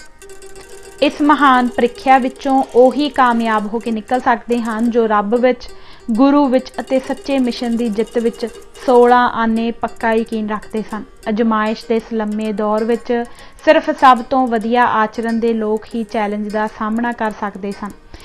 ਕਿਸੇ ਕਮਜ਼ੋਰ ਸ਼ਖਸ ਦਾ ਇਸ ਲਹਿਰ ਵਿੱਚ ਕਿਸੇ ਦੁਨਿਆਵੀ ਫਾਇਦੇ ਵਾਸਤੇ ਹਿੱਸਾ ਲੈਣ ਦਾ ਸਵਾਲ ਹੀ ਪੈਦਾ ਨਹੀਂ ਹੁੰਦਾ ਸੀ। ਜੋ ਇਸ ਤਰ੍ਹਾਂ ਦਾ ਫਾਇਦਾ ਸੋਚ ਕੇ ਆਏ ਸਨ, ਜਦੋਂ ਭੀੜ ਪਈ ਉਹ ਭੱਜ ਗਏ। ਕਈਆਂ ਕੇਸ ਕਟਾ ਲਏ, ਲੋਕਾਂ ਵਿੱਚ ਰਲ ਮਿਲ ਗਏ। ਖਾਲਸਾ ਗੁਰੀਲੇ 2-2, 3-3 ਦੇ ਜਥਿਆਂ ਵਿੱਚ ਖਿੰਡ ਪੁੰਡ ਗਏ ਸਨ। ਕਈ ਸ਼ਿਵਾਲਕ ਦੀਆਂ ਪਹਾੜੀਆਂ ਵਿੱਚ, ਕਈ ਲੱਖੀ ਜੰਗਲ ਵਿੱਚ ਅਤੇ ਕਈ ਰਾਜਪੁਤਾਨੇ ਨਾਲ ਲੱਗਦੇ ਮਾਰੂਥਲ ਵਿੱਚ। ਉਹਨਾਂ ਦਾ ਕੋਈ ਨਾ ਸਾਂਝਾ ਕੇਂਦਰ ਰਿਹਾ ਅਤੇ ਨਾ ਕੋਈ ਸਾਂਝਾ ਆਗੂ। ਗੁਰੀਲਾ ਜਥਿਆਂ ਵਿੱਚ ਤਾਲਮੇਲ ਨਾ ਹੋਏ ਬਰਾਬਰ ਸੀ। ਸਾਂਝੇ ਮਿਸ਼ਨ ਦੀ ਪਕੜ ਅਤੇ ਧਰਮ ਦੀ ਡੂੰਘੀ ਲਗਨ ਹੀ ਉਹਨਾਂ ਨੂੰ ਇਕੱਠਾ ਕਰਦੀ ਅਤੇ ਸਾਂਝੀ ਕਾਰਵਾਈ ਲਈ ਅੱਗੇ ਤੋਰਦੀ ਸੀ। ਅਰਜਨ ਦਾਸ ਮਲਿਕ ਲਿਖਦਾ ਹੈ ਕਿ ਕਿਸੇ ਵਿਚਾਰਧਾਰਕ ਪ੍ਰੇਰਨਾ ਤੋਂ ਬਗੈਰ ਇੰਨੀ ਗੁਰੀਲਾ ਜੰਗ ਮੁਮਕਿਨ ਹੀ ਨਹੀਂ ਸੀ। ਗੁਰੀਲਾ ਸ਼ਬਦ ਵਰਤੋਂ ਵਿੱਚ ਆਉਣ ਵੇਲੇ ਤੋਂ ਹੀ ਨੈਪੋਲੀਅਨ ਨੇ ਵੇਖਿਆ ਕਿ ਸਪੇਨ ਦੀ ਲੜਾਈ ਵਿੱਚ 3 ਹਿੱਸੇ ਵਿਚਾਰਧਾਰਾ ਦਾ ਜ਼ੋਰ ਸੀ ਅਤੇ ਬਾਕੀ ਦਾ ਚੌਥਾ ਹਿੱਸਾ ਫੌਜੀ ਤਵਾਜ਼ਨ ਦਾ ਸੀ।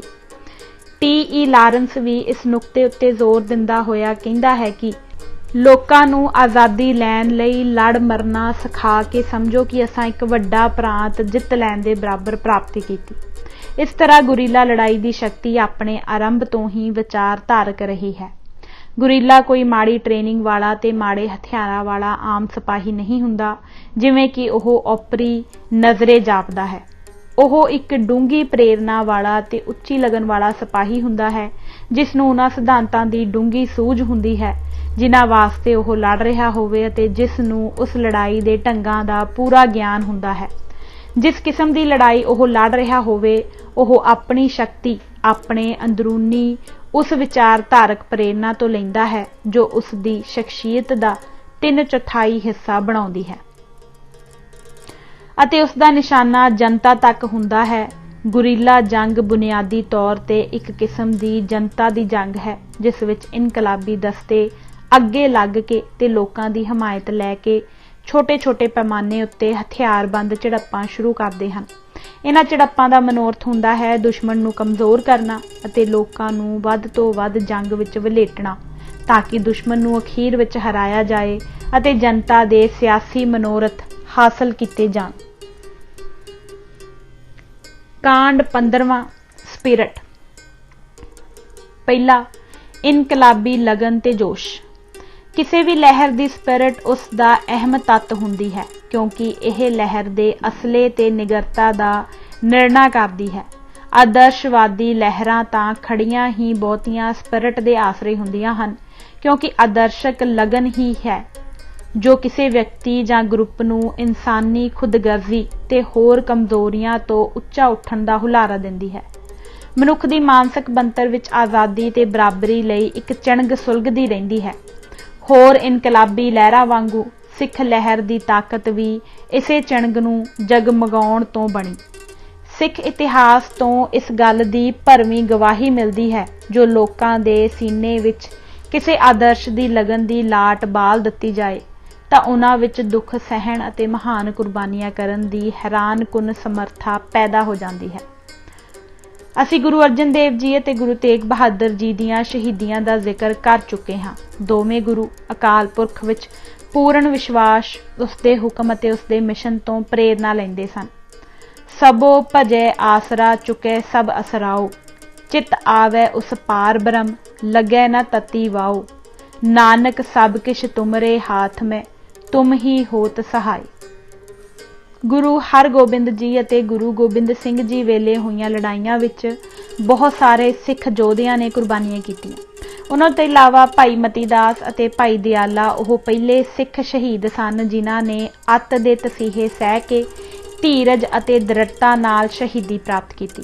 ਭਾਈ ਮਤੀ ਦਾਸ ਨੂੰ ਜਿਉਂਦਿਆਂ ਆਰੇ ਨਾਲ ਚੀਰਿਆ ਗਿਆ ਅਤੇ ਭਾਈ ਦਿਆਲਾ ਨੂੰ ਉਬਲਦੀ ਦੇਗ ਵਿੱਚ ਬਿਠਾਇਆ ਗਿਆ। ਉਹਨਾਂ ਨੂੰ ਗੁਰੂ ਤੇਗ ਬਹਾਦਰ ਜੀ ਦੀਆਂ ਨਜ਼ਰਾਂ ਦੇ ਸਾਹਮਣੇ ਸ਼ਹੀਦ ਕੀਤਾ ਗਿਆ ਤਾਂ ਕਿ ਗੁਰੂ ਜੀ ਡਰ ਕੇ ਈਨ ਮੰਨ ਲੈਣ।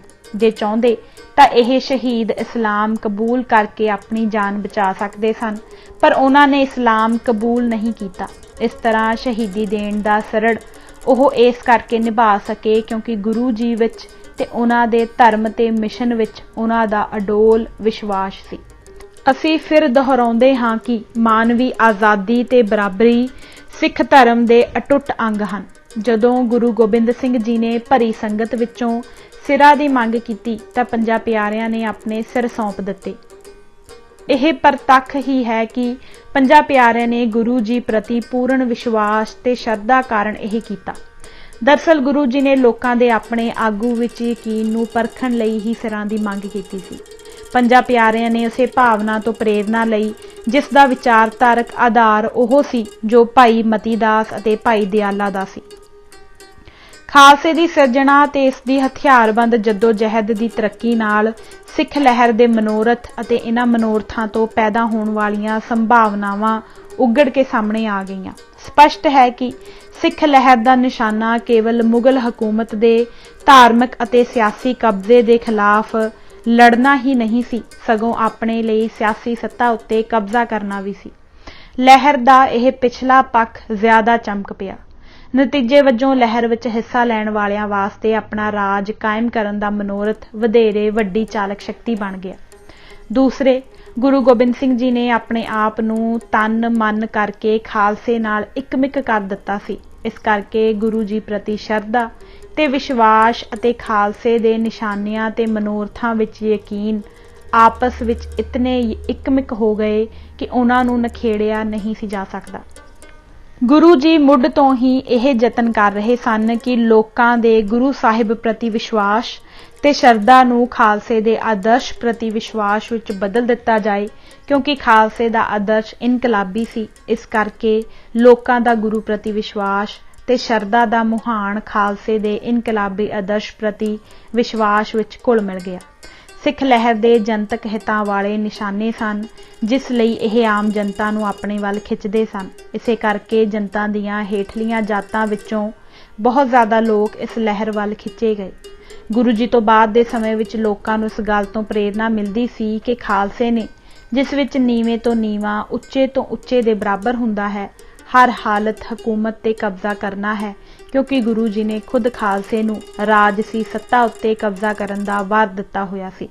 इस प्रसंग विच असीं उस कुर्बानी दी स्पिरिट अते इरादे दी दृढ़ता दीआं कुछ मिसालां दिंदे हां, जिहड़ी स्पिरिट लहर दे इनकलाबी निशानियां ने आम जनता विच जगाई। गुरु गोबिंद सिंह जी दे 7 ते 9 साल दी उम्र दे 2 छोटे साहिबजादियां नूं फड़ के सरहंद लै आंदा गया। सूबे ने उन्हां तों पुछया, मुंडिओ, जे तुहानूं आज़ाद कर दईए तां तुसीं की करोगे?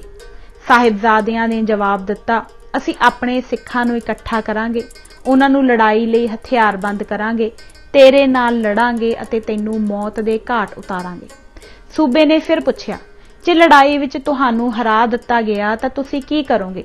साहिबजादियां ने जवाब दिता, असीं मुड़ अपणियां फौजां इकट्ठियां करांगे ते जां तां तैनूं मार देवांगे अते जां फिर खुद मर जावांगे। आनंदपुर की लड़ाई तो बाद गुरु गोबिंद सिंह जी जद चमकौर पहुंचे तो उस वेले उन्हां दे नाल बहुत ही थोड़े सिख रह गए सन। मुगलों की भारी फौज उन्हां दा पिछा कर रही सी। गुरु जी ने मुगलों की फौज नाल लड़न लई छेती छेती एक कच्ची गढ़ी उत्ते कब्जा कर लिया। शाही फौजां दे कमांडर ने गुरु जी नूं सुनेहा भेजिया कि तुसीं हथियार सुੱਟ देवो, क्योंकि तुहाडे पास कोई आस तां बाकी रही नहीं। गुरु जी दे वड्डे साहिबजादे अजीत सिंह जी इस चैलेंज नूं बर्दाश्त ना कर सके। उन्हां अपनी तलवार सूत लई ते सुनेहा लियाउण वाले नूं कहा, तूं साडे आगू नाल गुस्ताखी वाली गल कीती है, जे हुण तूं एक लफज भी होर मूहों कढिया तां धड़ तों तेरा सिख वख करके टुकड़े टुकड़े कर दियांगा। चमकौर दे घेरे वेले सिखां विच एक जीवन सिंह रंगरेटा सी। ओह बहुत वधिया निशानची सी। एक बुरज दा मोर्चा उस इकल्ले ने संभाली रखिया। कनिंगम लिखदा है, चमकौर विखे चूड़ियां विचों बणिया एक जीवन सिंह शहीद होया। गढ़ी दे बुरजां विचों एक बुरज विच उस दी अजे भी समाध है। इस बुरज दा नाम जीवन सिंह शहीद बुरज है। इस तो पता लगता है कि इनकलाबी स्पिरिट ने किवें समाज दीआं नीवियां तो नीवियां जातां नूं भी प्रेरणा दित्ती अते किवें सिख लहर अपने शहीदां दा बिना किसी जात पाती भेदभाव दे सत्कार करदी सी। आनंदपुर दे घेरे वेले माझे दे कुछ सिख गुरु जी दा साथ छड्ड गए सन। जदों वह अपने घरी पहुंचे तां उन्हां दा स्वागत ना कीता गया, क्योंकि उन्हां ने लहर नाल गद्दारी कीती सी। एक माई भागो ने इन्हां भगौड़ियां नूं इनकलाबी मिशन लई मुड़ लड़न लई तैयार कीता, तां कि लहर नूं पिठ देण दा जो धब्बा लग गया सी उस नूं धोता जाए। माई भागो दी अगवाई विच यह सिंह खिदराणा विखे फिर गुरु जी दे पास उस वेले पुजे जद मुगल फौजां गुरु जी दे नज़दीक पुज चुकियां सन। गुरु जी दे नाल जो बराड़ जट सन ओह तनख्वाह लैण वास्ते गुरु जी दे नाल रले होए सन। दुश्मन नूं वेखदिआं सार बराड़ गुरु जी दा साथ छड्ड गए, पर माझे दे यह सिख मुगलों दीआं फौजां नाल लड़दे होए एक एक करके सारे शहीद हो गए अते उन्हां ने मुगल फौजां नूं गुरु जी तक पहुंचण ना दिता। जदों लड़ाई खत्म होई तां जख्मियां नूं वेखण लई गुरु जी लड़ाई दे मैदान विच गए। उन्हां ने एक सिंह भाई महा सिंह नूं आखिरी सवासां ते वेखिया। गुरु जी ने महा सिंह तो उसकी आखिरी खाहिश पुछी। महा सिंह ने कहा कि उसनूं ना तां इस जहान लई कुछ चाहिदा है अते ना अगले जहान लई। ओह सिर्फ यह चाहुंदा है कि आनंदपुर विच सिख मिशन नूं छड्ड देण दी उसदी अते उसदे साथियां दी गलती माफ़ कर दित्ती जावे। ਇਹ ਘਟਨਾ ਇਨਕਲਾਬੀਆਂ ਅਤੇ ਗੈਰ ਇਨਕਲਾਬੀਆਂ ਵਿਚਲੇ ਫਰਕ ਨੂੰ ਸਪਸ਼ਟ ਕਰਦੀ ਹੈ। ਜਦੋਂ ਗੁਰੂ ਗੋਬਿੰਦ ਸਿੰਘ ਜੀ ਕੋਲ ਕੋਈ ਸਾਥ ਨਹੀਂ ਸੀ ਤਾਂ ਬਰਾੜਾ ਨੇ ਉਹਨਾਂ ਦੀ ਮਦਦ ਕਰਨ ਦੀ ਪੇਸ਼ਕਸ਼ ਕੀਤੀ ਅਤੇ ਤਨਖਾਹ ਮੰਗੀ, ਪਰ ਜਦੋਂ ਲੜਾਈ ਦਾ ਪਹਿਲਾ ਹੀ ਮੌਕਾ ਆਇਆ ਤਾਂ ਉਹ ਖਿਸਕ ਗਏ। ਦੂਜੇ ਪਾਸੇ ਮਾਝੇ ਦੇ ਸਿੱਖ ਭਾੜੇ ਦੇ ਸਿਪਾਹੀ ਨਹੀਂ ਸਨ। ਭਾਈ ਮਹਾਂ ਸਿੰਘ ਨੇ ਤਾਂ ਨਾਮ ਨਿਹਾਦ ਮੁਕਤੀ ਨੂੰ ਵੀ ਠੁਕਰਾ ਦਿੱਤਾ। ਉਹ ਗੁਰੂ ਜੀ ਨਾਲ ਦੁਬਾਰਾ ਇਸ ਲਈ ਆ ਮਿਲੇ ਸਨ ਕਿਉਂਕਿ ਉਹ ਲਹਿਰ ਨੂੰ ਅਨੰਦਪੁਰ ਛੱਡਣ ਦਾ ਆਪਣੇ ਤੇ ਲੱਗਾ ਕਲੰਕ ਧੋਣਾ ਚਾਹੁੰਦੇ ਸਨ। ਇੱਥੇ ਬਰਾੜ ਜੱਟਾਂ ਅਤੇ ਮਾਝੇ ਦੇ ਜੱਟਾਂ ਦੀ ਬਹਾਦਰੀ ਦੀ ਤੁਲਨਾ ਕਰਨ ਦਾ ਸਵਾਲ ਨਹੀਂ। ਤੁਲਨਾ ਉਹਨਾਂ ਵਿਚਕਾਰ ਹੈ ਜਿਨ੍ਹਾਂ ਵਿੱਚ ਇਨਕਲਾਬੀ ਸਪਿਰਿਟ ਸੀ ਅਤੇ ਜਿਨ੍ਹਾਂ ਵਿੱਚ ਨਹੀਂ ਸੀ। ਇਸ ਘਟਨਾ ਤੋਂ ਇਸ ਗੱਲ ਦਾ ਵੀ ਪਤਾ ਲੱਗਦਾ ਹੈ ਕਿ ਇਨਕਲਾਬੀ ਲਗਨ ਇਸਤਰੀ ਜਾਤ ਤੱਕ ਵੀ ਘਰ ਕਰ ਗਈ ਸੀ। ਮਾਈ ਭਾਗੋ ਸਿੱਖਾਂ ਦੀ ਗਵਾਹੀ ਕਰਕੇ ਉਹਨਾਂ ਨੂੰ ਗੁਰੂ ਜੀ ਤੱਕ ਲੈ ਹੀ ਨਹੀਂ ਸੀ ਗਈ, ਸਗੋਂ ਉਸਨੇ ਖੁਦ ਵੀ ਖਿਦਰਾਣਾ ਦੀ ਲੜਾਈ ਵਿੱਚ ਹਿੱਸਾ ਲਿਆ। ਇੱਕ ਹੋਰ ਮਿਸਾਲ ਹੈ ਜਿਸ ਤੋਂ ਇਨਕਲਾਬੀ ਸਪਿਰਿਟ ਰੱਖਣ ਵਾਲਿਆਂ ਤੇ ਨਾ ਰੱਖਣ ਵਾਲਿਆਂ ਵਿਚਕਾਰ ਫਰਕ ਹੋਰ ਵਧੇਰੇ ਸਪਸ਼ਟ ਹੋ ਜਾਂਦਾ ਹੈ। ਬਰਾੜ ਜੱਟਾਂ ਦਾ ਲੀਡਰ ਡੱਲਾ ਗੁਰੂ ਜੀ ਦੀ ਵਫਾਦਾਰੀ ਦਾ ਹੋਕਾ ਦਿੰਦਾ ਸੀ। ਉਸਨੇ ਇਸ ਹੱਦ ਤੱਕ ਫੜ ਮਾਰੀ ਸੀ ਕਿ ਜੇ ਅਨੰਦਪੁਰ ਵਿਖੇ ਗੁਰੂ ਜੀ ਦੇ ਨਾਲ ਉਸ ਦੇ ਬੰਦੇ ਹੁੰਦੇ ਤਾਂ ਗੁਰੂ ਜੀ ਨੂੰ ਅਨੰਦਪੁਰ ਛੱਡਣਾ ਨਾ ਪੈਂਦਾ। ਉਸ ਸਮੇਂ ਗੁਰੂ ਜੀ ਨੂੰ ਕਿਸੇ ਨੇ ਇੱਕ ਬੰਦੂਕ ਭੇਟ ਕੀਤੀ। ਗੁਰੂ ਜੀ ਨੇ ਡੱਲੇ ਨੂੰ ਕਿਹਾ ਕਿ ਬੰਦੂਕ ਦੀ ਪਰਖ ਕਰਨੀ ਹੈ, ਇਸ ਵਾਸਤੇ ਆਪਣੇ ਕਿਸੇ ਬੰਦੇ ਨੂੰ ਨਿਸ਼ਾਨਾ ਬਣਨ ਹਿੱਤ ਪੇਸ਼ ਕਰੇ। ਆਪਣੇ ਆਪ ਨੂੰ ਸਰੀਹਣ ਮੌਤ ਦੇ ਮੂੰਹ ਕੌਣ ਦੇਵੇ। ਇੰਨੇ ਨੂੰ ਗੁਰੂ ਜੀ ਦੇ ਆਪਣੇ ਦੋ ਸਿੱਖਾਂ ਕੋਲ ਖਬਰ ਜਾ ਪਹੁੰਚੀ।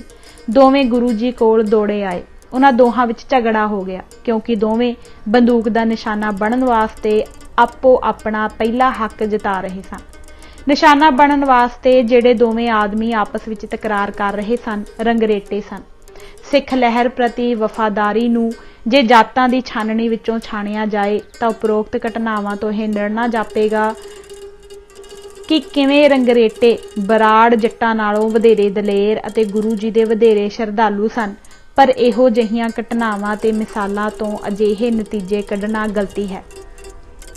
ਕਿਸੇ ਵੀ ਸ਼ਖਸ ਦੇ ਨਿੱਜੀ ਵਤੀਰੇ ਦਾ ਨਿਰਣਾ ਇਸ ਗੱਲ ਤੋਂ ਹੁੰਦਾ ਹੈ ਕਿ ਉਸਨੇ ਇਨਕਲਾਬੀ ਸਪਿਰਿਟ ਨੂੰ ਕਿਸ ਹੱਦ ਤੱਕ ਗ੍ਰਹਿਣ ਕੀਤਾ। ਸਿੱਖ ਲਹਿਰ ਦੀ ਰੀੜ੍ਹ ਦੀ ਹੱਡੀ ਉਹ ਲੋਕ ਸਨ ਜੋ ਇਸ ਵਿੱਚ ਇਨਕਲਾਬੀ ਖਿੱਚ ਕਾਰਨ ਸ਼ਾਮਲ ਹੋਏ ਸਨ। ਇਸ ਵਿੱਚ ਕੋਈ ਸ਼ੱਕ ਨਹੀਂ ਕਿ ਉੱਚੀਆਂ ਜਾਤਾਂ ਦੇ ਮੁਕਾਬਲੇ ਲਹਿਰ ਨੇ ਜੱਟਾਂ ਸਮੇਤ ਹੇਠਲੀਆਂ ਜਾਤਾਂ ਨੂੰ ਵਧੇਰੇ ਆਪਣੇ ਵੱਲ ਖਿੱਚਿਆ ਕਿਉਂਕਿ ਇਹ ਲਹਿਰ ਜਨਤਕ ਹਿੱਤਾਂ ਦੀ ਹਮਾਇਤ ਕਰਦੀ ਸੀ। ਪਰ ਇਹ ਗੱਲ ਨਹੀਂ ਕਿ ਲੋਕੀ ਇਸ ਲਹਿਰ ਵੱਲ ਕਿਸੇ ਜਾਤ ਪਾਤੀ ਗਿਣਤੀ ਮਿਣਤੀ ਰਾਹੀਂ ਸ਼ਾਮਲ ਹੁੰਦੇ ਸਨ। ਅਸਲ ਵਿੱਚ ਜੇ ਕੋਈ ਵੀ ਇੱਕ ਵਾਰੀ ਅੰਮ੍ਰਿਤ ਛਕ ਕੇ ਖਾਲਸਾ ਸੱਜ ਜਾਂਦਾ ਸੀ, ਉਸਨੂੰ ਆਪਣੀ ਜਾਤ ਪਾਤੀ ਚੇਤਨਾ ਛੱਡਣ ਦੀ ਸਹੁੰ ਲੈਣੀ ਪੈਂਦੀ ਸੀ।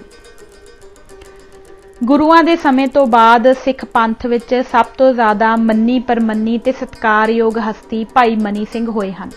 ਉਹ ਅੰਮ੍ਰਿਤਸਰ ਵਿਖੇ ਹਰਮੰਦਰ ਦੇ ਮੁੱਖ ਪ੍ਰਬੰਧਕ ਸਨ। ਖਾਲਸਾ ਦਲ ਨੂੰ ਦੁਬਾਰਾ ਉਹਨਾਂ ਦੀ ਸਰਪ੍ਰਸਤੀ ਅਤੇ ਅਗਵਾਈ ਹੇਠ ਹੀ ਜਥੇਬੰਦ ਕੀਤਾ ਗਿਆ ਸੀ। ਜਦੋਂ ਸਿੱਖਾਂ ਉੱਤੇ ਅਤਿਆਚਾਰ ਹੋ ਰਿਹਾ ਸੀ ਤਾਂ ਉਹਨਾਂ ਨੂੰ ਵੀ ਗ੍ਰਿਫਤਾਰ ਕਰ ਲਿਆ ਗਿਆ। ਉਹਨਾਂ ਦਾ ਬੰਦ ਕੱਟ ਕੇ ਉਹਨਾਂ ਨੂੰ ਸ਼ਹੀਦ ਕੀਤਾ ਗਿਆ, ਪਰ ਉਹ ਅਡੋਲ ਰਹੇ। ਸਿੱਖਾਂ ਵਿੱਚ ਜਿਸ ਡਿਗਰੀ ਤੱਕ ਇਨਕਲਾਬੀ ਸਪਿਰਿਟ ਪੁੱਜ ਗਈ ਸੀ, ਉਸ ਦੀਆਂ ਚੋਟੀ ਦੀਆਂ ਮਿਸਾਲਾਂ ਵਿੱਚੋਂ ਇੱਕ ਇਹ ਹੈ। ਸਿੱਖਾਂ ਦੀ ਹਰ ਅਰਦਾਸ ਵਿੱਚ ਭਾਈ ਮਨੀ ਸਿੰਘ ਦੀ ਸ਼ਹੀਦੀ ਦਾ ਜ਼ਿਕਰ ਕੀਤਾ ਜਾਂਦਾ ਹੈ। ਭਾਈ ਮਨੀ ਸਿੰਘ ਲਬਾਣਾ ਪਰਿਵਾਰ ਵਿੱਚੋਂ ਸਨ।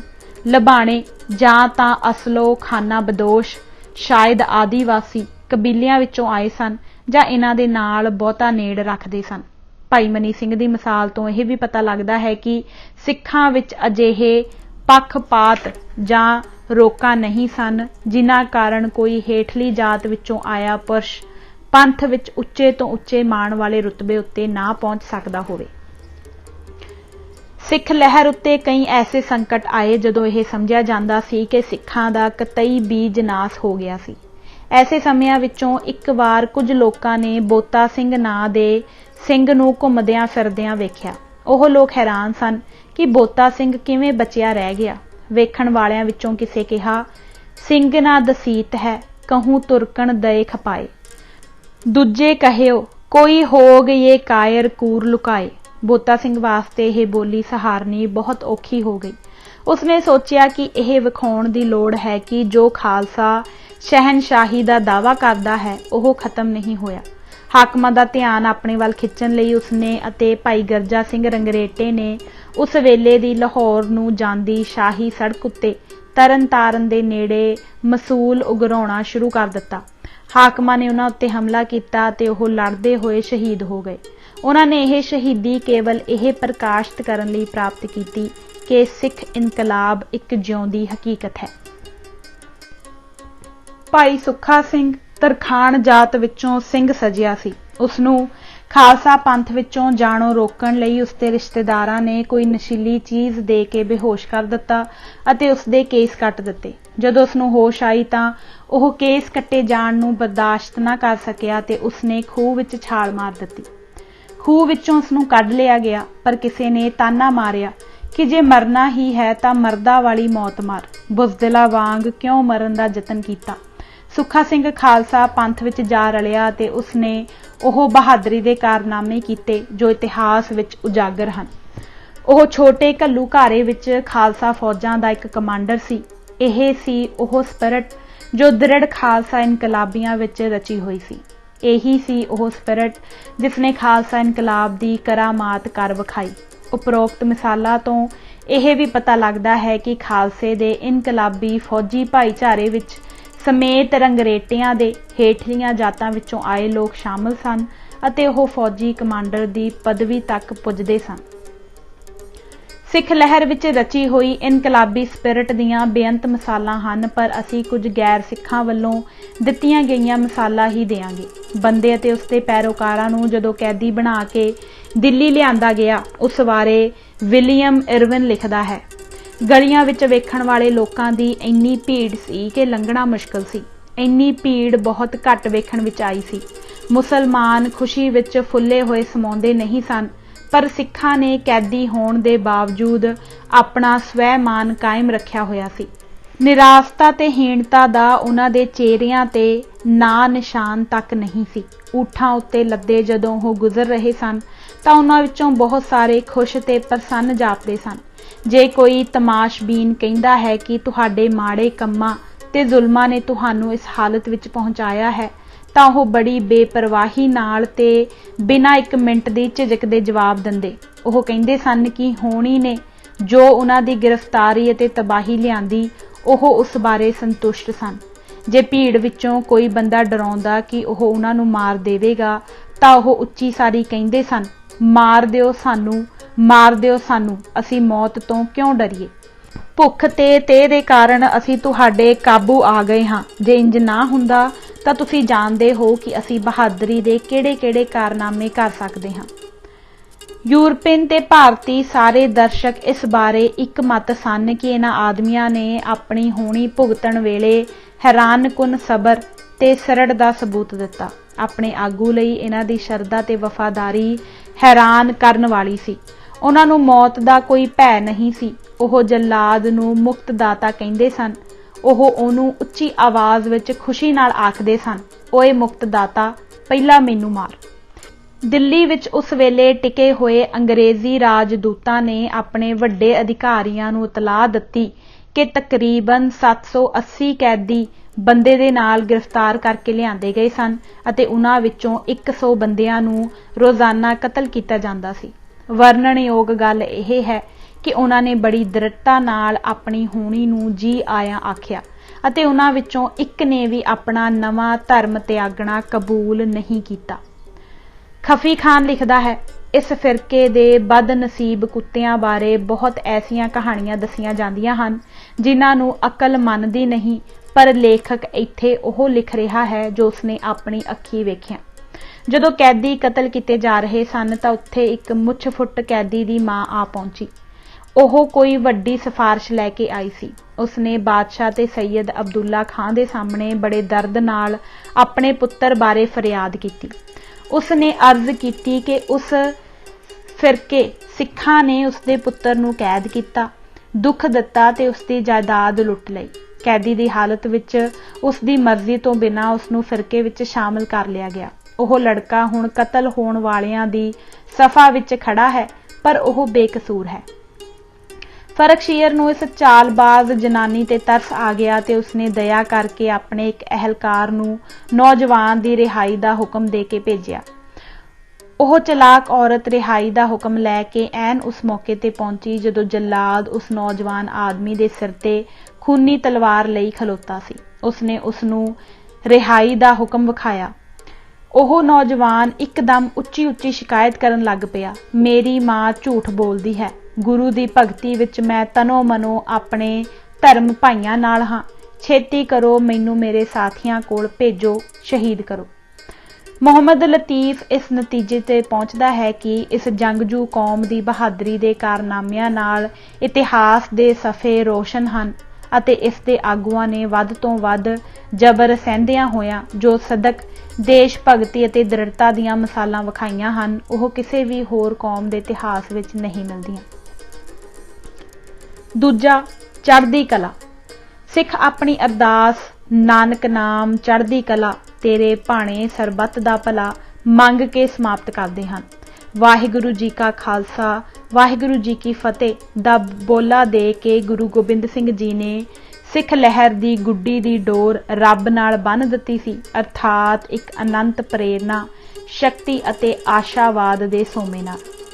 ਇੱਕੇ ਲੜਾਈ ਵਿੱਚ ਸਿੱਖ ਜਾਨਾਂ ਦਾ ਸਭ ਤੋਂ ਜ਼ਿਆਦਾ ਨੁਕਸਾਨ ਵੱਡੇ ਘੱਲੂਘਾਰੇ ਵਿੱਚ ਅਬਦਾਲੀ ਹੱਥੋਂ ਹੋਇਆ ਸੀ। ਜਦੋਂ ਲੜਾਈ ਖਤਮ ਹੋਈ ਤਾਂ ਇੱਕ ਨਿਹੰਗ ਬੁਕ ਤਹਿ ਕਹਿਓ, ਊਚੋ ਬਚਨ ਸੁਨਾਏ, ਤਤ ਖਾਲਸੋ ਸੋ ਰਹਿਓ, ਗਇਓ ਸੋ ਖੋਟ ਗਵਾਏ। ਫੋਸਟਰ ਲਿਖਦਾ ਹੈ ਕਿ ਸਿੱਖ ਕਿਸੇ ਜੁਰਾਇਮ ਪੇਸ਼ਾ ਦੀ ਮੌਤ ਤੇ ਅਫਸੋਸ ਕਰਦੇ ਹਨ, ਪਰ ਆਪਣੇ ਕਿਸੇ ਭਾਈਬੰਦ ਦੀ ਮੌਤ ਤੇ ਖੁਸ਼ੀ ਮਨਾਉਂਦੇ ਹਨ। ਹਰੀ ਰਾਮ ਗੁਪਤਾ ਲਿਖਦਾ ਹੈ, ਇਨ੍ਹਾਂ ਸਿੱਖਾਂ ਉੱਤੇ ਬੜੇ ਔਂਕੜਾ ਭਰੇ ਸੰਕਟ ਆਏ, ਉਹਨਾਂ ਉੱਤੇ ਅਤਿਆਚਾਰ ਹੁੰਦਾ ਸੀ, ਉਹਨਾਂ ਨੂੰ ਦੇਸ਼ ਨਿਕਾਲਾ ਮਿਲਿਆ ਰਹਿੰਦਾ ਸੀ ਅਤੇ ਜੰਗਲੀ ਜਾਨਵਰਾਂ ਵਾਂਗੂ ਹੀ ਉਹਨਾਂ ਦਾ ਸ਼ਿਕਾਰ ਕੀਤਾ ਜਾਂਦਾ ਸੀ। ਉਹ ਦਿਨੇ ਛੁਪੇ ਰਹਿੰਦੇ ਸਨ ਅਤੇ ਰਾਤ ਨੂੰ ਖੁਰਾਕ ਦੀ ਤਲਾਸ਼ ਵਿੱਚ ਨਿਕਲਦੇ ਸਨ। ਉਹ ਜੰਗਲੀ ਪੌਦਿਆਂ, ਫਲਾਂ ਤੇ ਮਾਂਸ ਤੇ ਗੁਜ਼ਾਰਾ ਕਰਦੇ ਸਨ। ਦਿਨ ਬ ਦਿਨ ਉਹਨਾਂ ਦੀਆਂ ਮੁਸ਼ਕਲਾਂ ਵੱਧਦੀਆਂ ਗਈਆਂ, ਪਰ ਉਹ ਆਪਣੇ ਸਿਰੜ ਵਿੱਚ ਪੱਕੇ ਰਹੇ। ਅਤਿਆਚਾਰ ਦੇ ਦਿਨਾਂ ਵਿੱਚ ਦਿਲ ਪਰਚਾਵੇ ਲਈ ਉਹਨਾਂ ਨੇ ਆਪਣੇ ਸਾਦੇ ਢੰਗ ਲੱਭ ਲਏ। ਆਪਣੀਆਂ ਰੋਜ਼ਾਨਾ ਵਰਤੋਂ ਦੀਆਂ ਨਿਗੂਣੀਆਂ ਚੀਜ਼ਾਂ ਦੇ ਉਹਨਾਂ ਉੱਚੀ ਕੀਮਤ ਵਾਲੇ ਨਾਂ ਰੱਖੇ ਹੋਏ ਸਨ ਅਤੇ ਆਪਣੇ ਦੁਸ਼ਮਣਾਂ ਦੀਆਂ ਦੇ ਨਿਰਾਦਰ ਭਰੇ ਨਾਂ ਰੱਖੇ ਹੋਏ ਸਨ। ਇੱਕ ਸਿੱਖ ਦੇ ਆਉਣ ਨੂੰ 1.25 ਲੱਖ ਦੀ ਆਮਦ ਕਿਹਾ ਜਾਂਦਾ। 5 ਸਿੱਖ ਆਪਣੇ ਆਪ ਨੂੰ 5 ਲੱਖ ਫੌਜ ਦੱਸਦੇ। ਮੌਤ ਨੂੰ ਅਕਾਲ ਚਲਾਣਾ ਕਿਹਾ ਜਾਂਦਾ। ਅੰਨੇ ਨੂੰ ਸੂਰਮਾ ਤੇ ਕਾਣੇ ਨੂੰ ਲੱਖ ਨੇਤਰਾ, ਬੋਲੇ ਨੂੰ ਚੁਬਾਰਾ ਸਿੰਘ, ਸਾਗ ਨੂੰ ਪਲਾਓ, ਮਾਸ ਨੂੰ ਮਹਾਪ੍ਰਸ਼ਾਦ, ਪੀਲੋ ਨੂੰ ਮੇਵੇ, ਛੋਲਿਆਂ ਨੂੰ ਬਦਾਮ ਤੇ ਗੰਢਿਆਂ ਨੂੰ ਰੂਪਾ। ਪੰਥ ਵੱਲੋਂ ਜੁਰਮਾਨਾ ਲੱਗਣ ਨੂੰ ਤਨਖਾਹ ਲਾਉਣੀ ਕਿਹਾ ਜਾਂਦਾ। ਬੋਲਣ ਨੂੰ ਗਰਜਣਾ ਤੇ ਦਮੜੀ ਨੂੰ ਰੁਪਈਆ। ਇਸ ਦੇ ਉਲਟ ਰੁਪਈਏ ਨੂੰ ਛਿੱਲੜ ਸਮਝਿਆ ਜਾਂਦਾ। ਜਦੋਂ ਸਿੱਖ ਅੱਤ ਦੇ ਅਤਿਆਚਾਰ ਦਾ ਸ਼ਿਕਾਰ ਸਨ, ਉਸ ਸਮੇਂ ਦੇ ਸਿੱਖ ਜੀਵਨ ਦਾ ਇਹ ਇੱਕ ਚੋਣਵਾਂ ਪਹਿਲੂ ਹੈ। ਇਸ ਤੋਂ ਪਤਾ ਲੱਗਦਾ ਹੈ ਕਿ ਉਹਨਾਂ ਲਈ ਦੁੱਖ ਵਿਪਤਾ ਦੇ ਸ਼ਬਦ ਹੀ ਉੱਡ ਗਏ ਸਨ। ਇਸ ਹਾਲਤ ਵਿੱਚ ਵੀ ਉਹ ਜੀਵਨ ਦੀ ਚੜ੍ਹਦੀ ਕਲਾ, ਖੁਸ਼ੀ ਅਤੇ ਸਾਹਸ ਦਾ ਆਨੰਦ ਮਾਣ ਸਕਦੇ ਸਨ। ਗਰੀਬੀ ਤੇ ਮੁਸ਼ਕਲਾਂ ਨੇ ਉਹਨਾਂ ਨੂੰ ਇੱਕ ਦੂਜੇ ਨਾਲ ਜੋੜਨ ਤੇ ਨੇੜੇ ਕਰਨ ਦਾ ਕੰਮ ਕੀਤਾ। ਅਮਨ ਦੇ ਸਮੇਂ ਜੋ ਬੰਦਿਆਂ ਵਿੱਚ ਵਿਤਕਰੇ ਪੈਦਾ ਹੋ ਜਾਂਦੇ ਸਨ, ਉਹ ਜ਼ਬਰ ਦੇ ਸੁਹਾਗੇ ਨੇ ਪੱਧਰੇ ਕਰ ਦਿੱਤੇ ਸਨ। ਸਾਰੇ ਮਰਦ ਭਰਾ ਬਣ ਗਏ ਸਨ ਤੇ ਸਾਰੀਆਂ ਔਰਤਾਂ ਭੈਣਾਂ। ਦ੍ਰਿੜ ਇਰਾਦਾ, ਅਟੱਲ ਸਪਿਰਿਟ ਅਤੇ ਆਪਣੇ ਧਰਮ ਬਾਰੇ ਬੇਪਨਾਹ ਜੋਸ਼, ਇਹ ਸੀ ਨਿਯਮਤ ਜੋ ਉਹਨਾਂ ਨੂੰ ਐਸੇ ਜੀਵਨ ਤੋਂ ਪ੍ਰਾਪਤ ਹੋਈ। ਲਾਹੌਰ ਦੇ ਸੂਬੇ ਜ਼ਕਰੀਆ ਖਾਨ ਨੇ ਖਾਲਸੇ ਨੂੰ ਖਤਮ ਕਰਨ ਦੀ ਮੁਹਿੰਮ ਚਲਾਈ ਸੀ। ਜਦ ਉਸ ਨੂੰ ਪਤਾ ਲੱਗਾ ਕਿ ਸਿੰਘ ਅਜੇ ਵੀ ਹਕੂਮਤ ਦੀ ਸੱਤਾ ਮੱਲਣ ਦੀ ਆਸ ਰੱਖਦੇ ਹਨ, ਉਹ ਚੌਂਕ ਉੱਠਿਆ, ਹੇ ਰੱਬਾ, ਖਾਣਾ ਘਾਹ ਤੇ ਦਾਵਾ ਬਾਦਸ਼ਾਹੀ ਦਾ। ਤੀਜਾ, ਇਨਕਲਾਬੀ ਸਪਿਰਿਟ ਦੀ ਫਤਿਹ। ਕਾਬਜ਼ ਨਿਜ਼ਾਮ ਕੋਲ ਆਪਣੇ ਆਪ ਨੂੰ ਕਾਇਮ ਰੱਖਣ ਵਾਸਤੇ ਬਹੁਤ ਸਾਰੇ ਸਾਧਨ ਤੇ ਵਸੀਲੇ ਹੁੰਦੇ ਹਨ।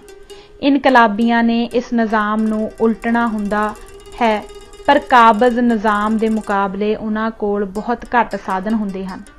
ਸਿੱਖ ਇਨਕਲਾਬ ਜੰਗੀ ਸਾਧਨਾਂ ਵਿੱਚ ਮੁਗਲ ਸਾਮਰਾਜ ਦੀ ਫੌਜੀ ਤਾਕਤ ਦੇ ਲਾਗੇ ਬੰਨੇ ਪੁੱਜਣ ਦਾ ਸੁਪਨਾ ਵੀ ਨਹੀਂ ਲੈ ਸਕਦਾ ਸੀ।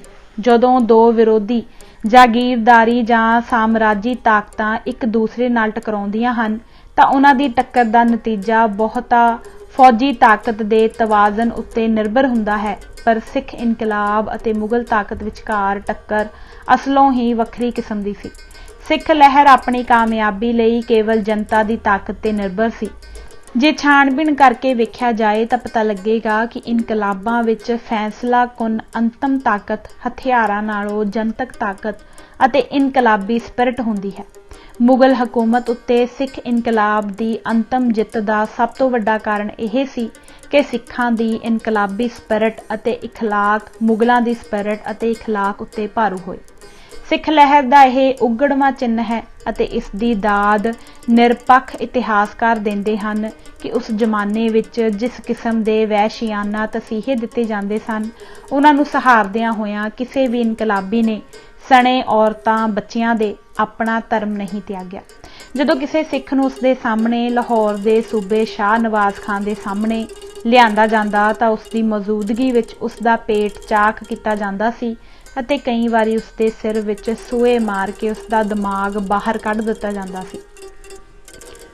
ਸਿੱਖ ਇਨਕਲਾਬੀ ਇਸਲਾਮ ਕਬੂਲ ਕਰਕੇ ਆਪਣੀਆਂ ਜਾਨਾਂ ਬਚਾ ਸਕਦੇ ਸਨ, ਪਰ ਉਹਨਾਂ ਨੇ ਅਜਿਹਾ ਨਹੀਂ ਕੀਤਾ। ਇਹ ਵਿਲੱਖਣ ਇਨਕਲਾਬੀ ਸਪਿਰਿਟ ਤਿੰਨਾਂ ਕਾਰਨਾਂ ਕਰਕੇ ਬਣੀ ਸੀ। ਪਹਿਲਾਂ ਤਾਂ ਇਹ ਕਿ ਸਿੱਖ ਗੁਰੂਆਂ ਨੇ ਆਪਣੇ ਪੈਰੋਕਾਰਾਂ ਵਿੱਚ ਧਰਮ ਦੇ ਵਿਸ਼ਵਾਸ ਅਤੇ ਇਨਕਲਾਬੀ ਉਤਸ਼ਾਹ ਦਾ ਇੱਕ ਅਨੋਖਾ ਮੇਲ ਪੈਦਾ ਕਰ ਦਿੱਤਾ ਸੀ। ਦੂਜਾ ਇਹ ਕਿ ਭਾਰਤ ਦੇ ਇਤਿਹਾਸ ਵਿੱਚ ਪਹਿਲੀ ਵਾਰੀ ਜਨਤਾ ਨੂੰ ਆਪਣੇ ਹਿੱਤ ਵਿੱਚ ਤੇ ਆਪਣੇ ਹੱਥਾਂ ਵਿੱਚ ਸਿਆਸੀ ਸੱਤਾ ਉੱਤੇ ਕਬਜ਼ਾ ਕਰਨ ਦੀ ਪ੍ਰੇਰਨਾ ਮਿਲੀ ਸੀ। ਤੀਜਾ ਇਹ ਕਿ ਗੁਰੂਆਂ ਨੇ ਅਤੇ ਸਿੱਖ ਲਹਿਰ ਦੇ ਹੋਰ ਆਗੂਆਂ ਨੇ ਸਭ ਤੋਂ ਮੋਹਰਲੀ ਕਤਾਰ ਵਿੱਚ ਹੋ ਕੇ ਇਨਕਲਾਬੀ ਮਿਸ਼ਨ ਲਈ ਕੁਰਬਾਨੀਆਂ ਦਿੱਤੀਆਂ, ਜਿਸ ਕਾਰਨ ਜਨਤਾ ਵਿੱਚ ਦ੍ਰਿੜਤਾ ਅਤੇ ਜੋਸ਼ ਭਰ ਗਿਆ। ਪੰਨਾ ਨੰਬਰ 224 ਅਤੇ ਇਸ ਦੇ ਨਾਲ ਹੀ ਅੱਜ ਅਸੀਂ ਇਹ ਕਿਤਾਬ ਇੱਥੋਂ ਤੱਕ ਹੀ ਪੜ੍ਹਾਂਗੇ। ਇਜਾਜ਼ਤ ਦਿਓ। ਵਾਹਿਗੁਰੂ ਜੀ ਕਾ ਖਾਲਸਾ, ਵਾਹਿਗੁਰੂ ਜੀ ਕੀ ਫਤਿਹ।